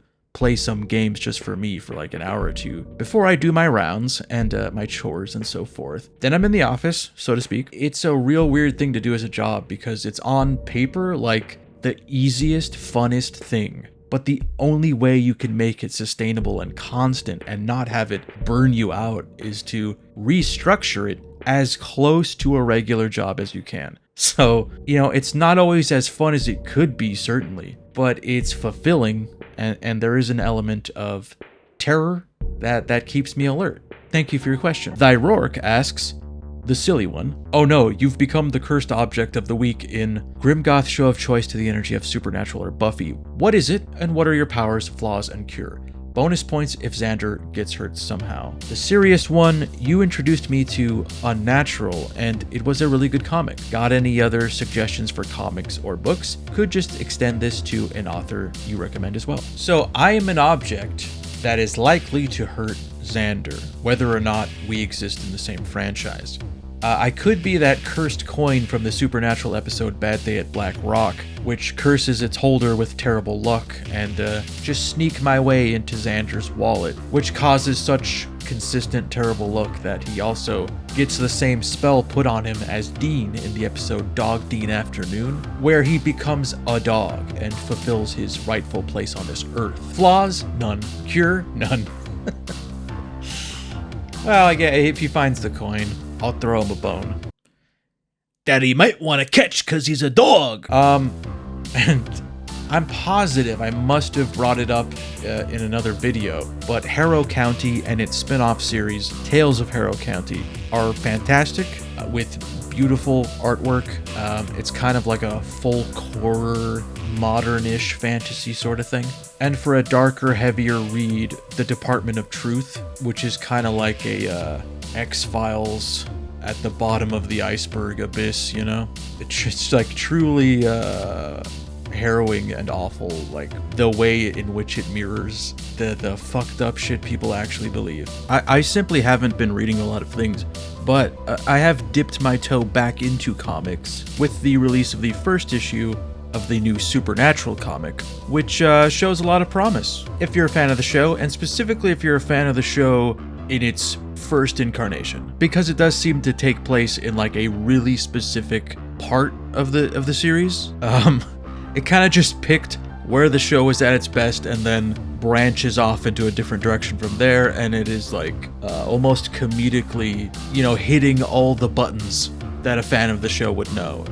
I don't know if you like condensed the characters into like, you know, all their famous tropes, and you're just like going down the line, which the way I'm explaining it seems kind of mechanical and heartless, but it's very clearly made by a fan, and I appreciate that there are variant covers that are just like promo photos from early seasons of the show.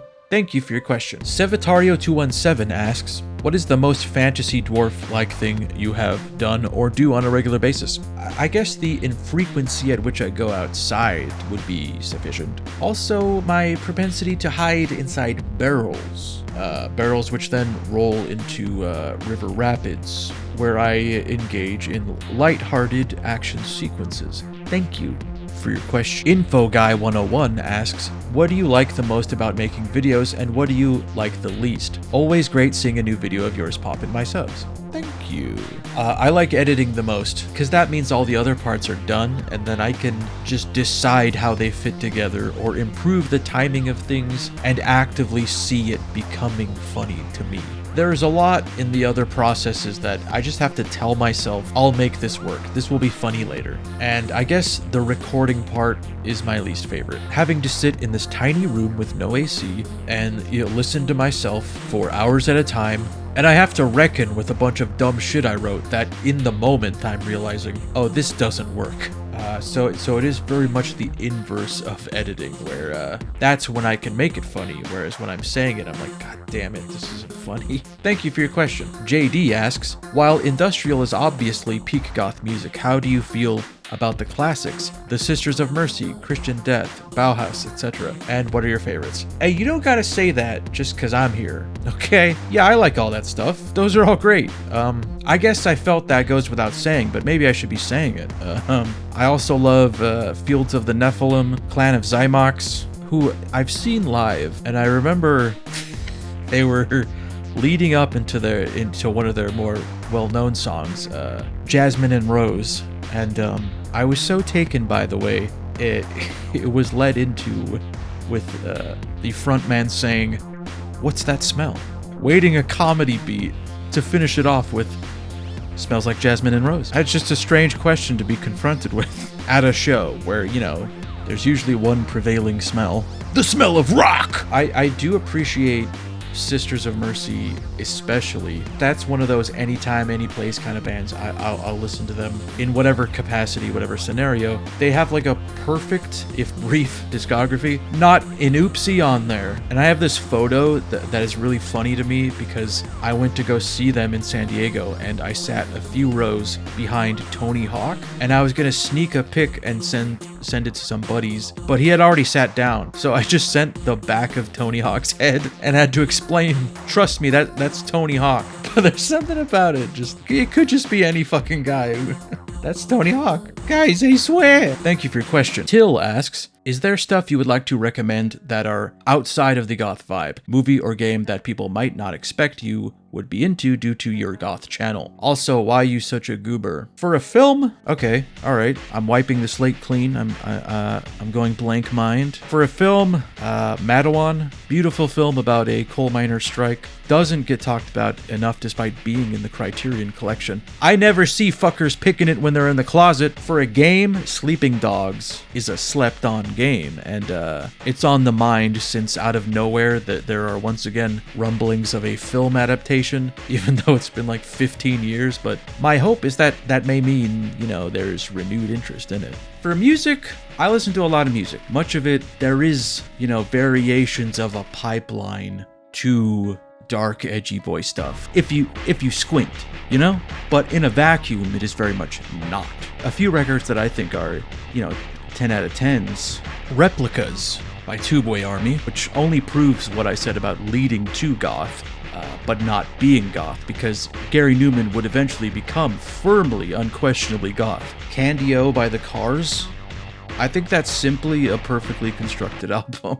I don't think much else needs to be said. It's like, speaks for itself. And since I've been revisiting it a bunch lately, Hack by Information Society. A very, very fun album that wanders between synth pop and hip hop and plays footsie with industrial and EBM. It's a little scatterbrained and all over the place, but kind of nailing everything it dabbles in.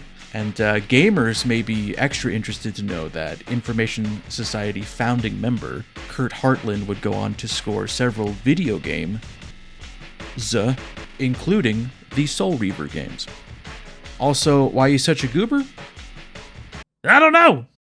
Thank you for your question. Ruth Strange asks, Hi Grim, greetings from Ireland. You mentioned a desire to visit my country in a previous Q&A, but I'd be interested to hear in greater detail what about it appeals to you specifically. Dracula aside, is there any Irish media you hold close or have fondness for? You do got all them Dracula castles.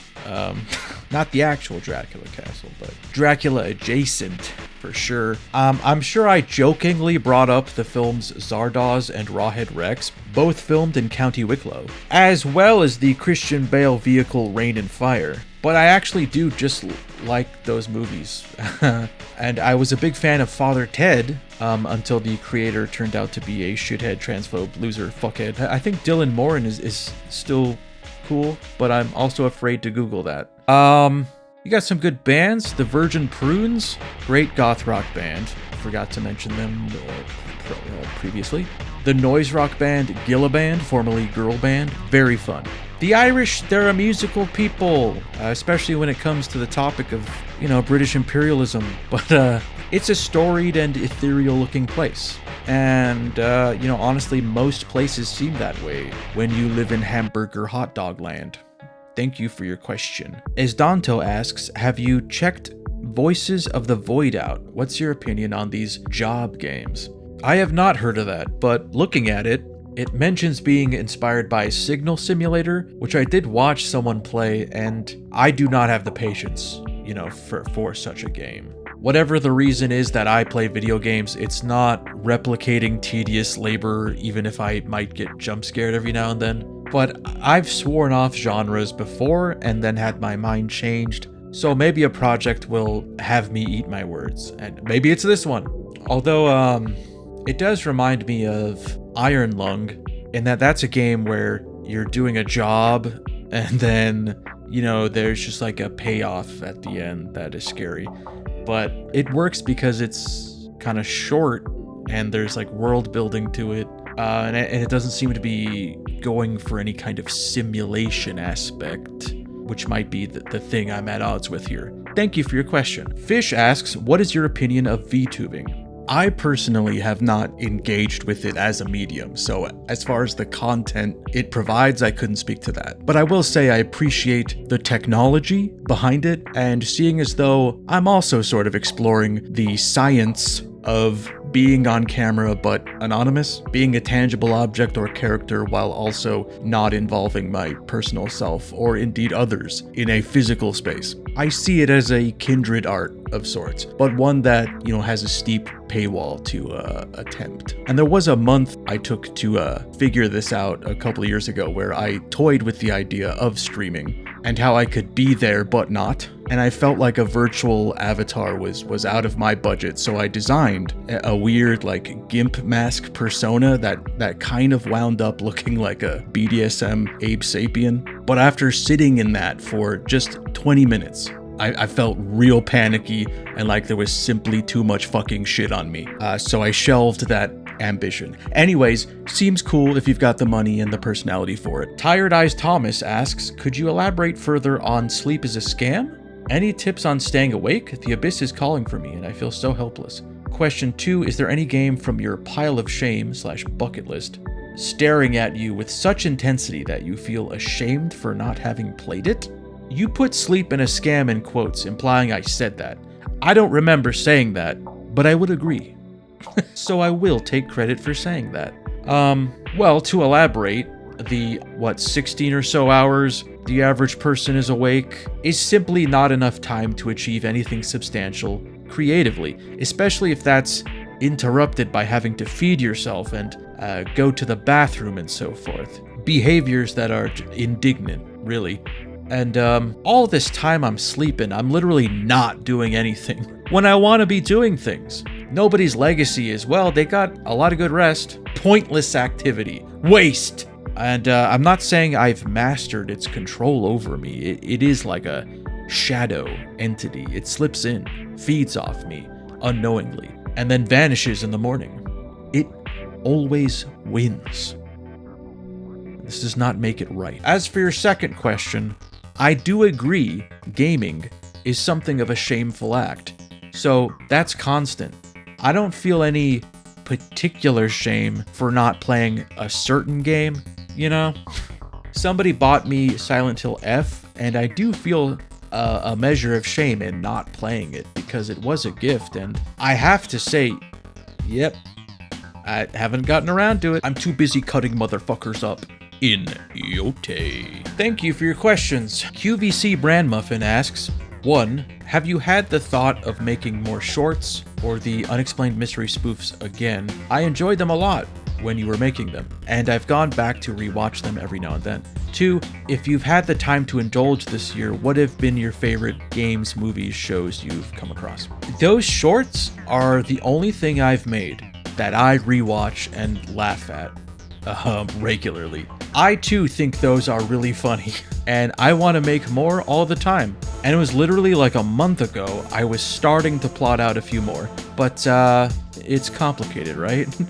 Because, I would use AI to voice change myself, and there was a good while where AI was so bad that it was funny, but I think everyone is pretty worn out of the very idea of it, even if it isn't, generative AI that steals art or something. And on the other hand, I think valid defense of myself is I still have to perform the words I've written and then edit it to transform it in a myriad ways. So it's like on the lower end of problematic, I'd say, right? You can agree? Agree with me? Say yes. Say yes. Essentially, I've been weighing how much I think I could withstand being yelled at for it. But I was just watching the Resident Evil ones the other day, though. I'll probably wind up doing it anyway. Fuck it. Let's burn it down. Watch them just never happen. And for this year's indulgences, both came out at the end of last year in November, December. But 10 Dead Doves and Sorry We're Closed were both great.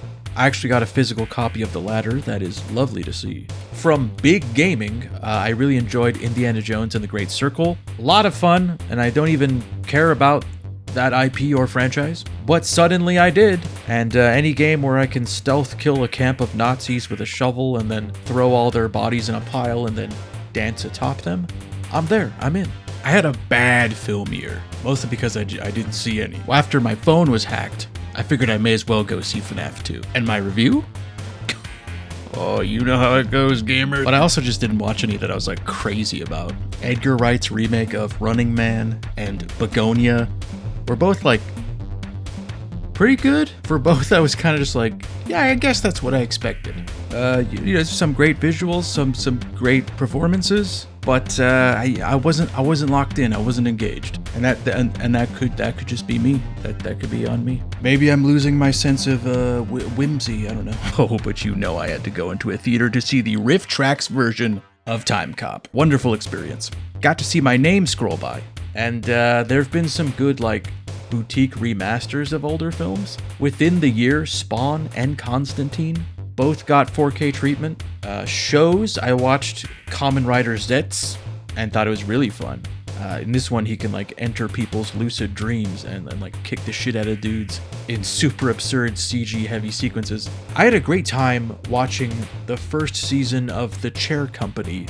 That show felt like, you know, when you come across a piece of media and you're like, did they make this for me? There is something quietly groundbreaking about it. I've been describing it as essentially a parody of mystery box TV writing, cast with characters from I Think You Should Leave, which sort of only works because the core cast is developed enough earnestly for the show's surreal twists and turns to maintain an impact and feel engaging. So even though any given scene can end with like a dick joke or something that is so dumb you can barely process it, Tim Robinson's character isn't just like an incompetent late stage Homer Simpson character.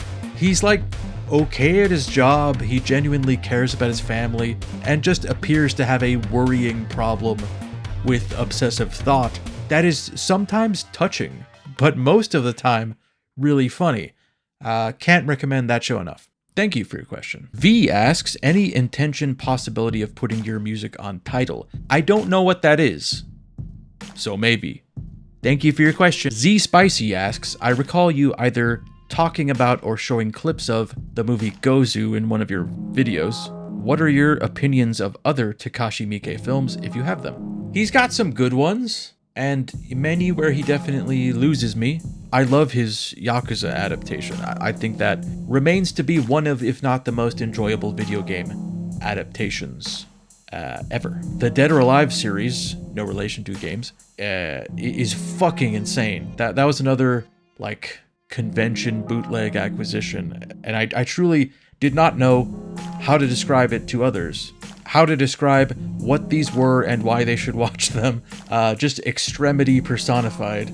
But yeah, he makes a lot of cool shit. I think I'm usually in for it unless it features some kind of graphic assault, which is kind of like a running theme. Like, I'd rather watch Audition again than, you know, Visitor Q or Ichi the Killer. I know this started because of Gozu, a film in which a woman gives birth to a full-grown man, but surprisingly, there is a line I draw elsewhere, so it's kind of a toss-up for me. Thank you for your question. Hales asks, Hi Grim, hope you're well. Have you ever seen the show The OA, and if so, what are your thoughts? I have not seen that show, but reading the premise, it sounds very interesting. Shame about it being cancelled. That's truly an impediment to me trying out anything. I've been thinking of watching that show Severance, but I keep thinking, oh yeah, that's gonna cancel real nice. Thank you for your question. Ansem asks, Say Grim, how can I make my own Parapug? You just have to believe. Thank you for your question. Ra Siwa asks, what was your experience like when you started going to your local scene? Goth, industrial, metal, punk, whatever. Any stories you'd like to share? Well, I'm an anxious and often uncomfortable person, so it is a paradoxical thing that, you know, I would want to go to shows and clubs and participate in culture, even alone sometimes. It's one of those things where I wanted to have these experiences, but didn't at the same time. So there was a lot of me forcing myself to do things and ultimately enjoying myself some of the time. I think it was simply a matter of research and fine-tuning how I do it. And what a normal person thing to do. Yeah, I researched how to simply go out to a show or a goth club. But legit, that's a real suggestion. It's a real tactic for life questing. Ugh. Stop it. Stop it! As far as a story, I don't know. One that comes to mind that's always been kind of a mystery for me. A mystery that happened when I went to, there's a metal venue in San Diego called Brick by Brick, which I've been to many, many times. But I was there seeing a band I probably shouldn't admit to listening to. I'll let that be your mystery, but it went fine, aside from being whipped by the dreads of the guy in front of me. And I was pretty close to the stage, like, just off to the side of the pit to avoid it. The show ends, and it was only in that moment that, they're setting their instruments down that I noticed that the house lights were already on, and the whole audience behind me was gone. There was a policeman at the door talking to the bartender, and a puddle of blood in the center of the floor, and so apparently something crazy happened, and I was just like oblivious to it, and I'll never know. There's just the realization of looking around, and there's really only like 10 people in the room. When it was packed the last time I looked around, I even went home and Googled brick by brick stabbing?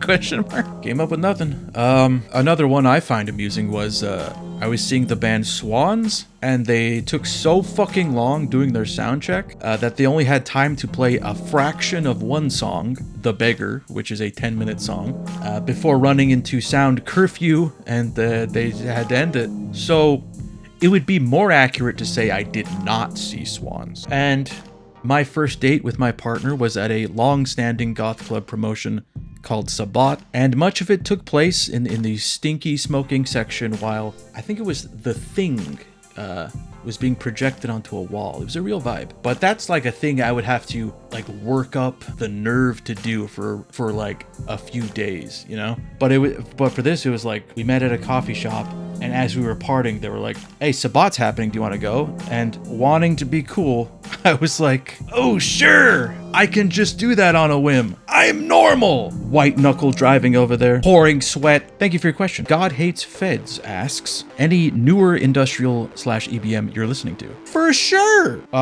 Just glancing at what I have here. Nux, who was formerly Nux Vomica, but I think just goes by Nux now. 2 X's. Very fun. Patriarchy, Disexual, Dildox, Plaque Blague, so much fun. And they put on a wonderfully raunchy show. Tassel, Saren, and Minuet Machine. Thank you for your questions, and thank you everyone for your questions. It came as a great relief to me that there was even 10 of these, so glad you're still around, glad you care, and glad you're still curious. My plan was to release this next to my review of Next Life, so if you didn't see that, go watch that. And if you haven't become a patron for as low as $1 American, you can, whereupon you will gain access to about 14 hours of additional content. Very little of it about gaming, but gaming comes up. And of course, there is the promise of more. I'm gonna take an hour off, and then I'm clocking back in. Stay goth, stay gaming, in spirit, if you must. Goodbye.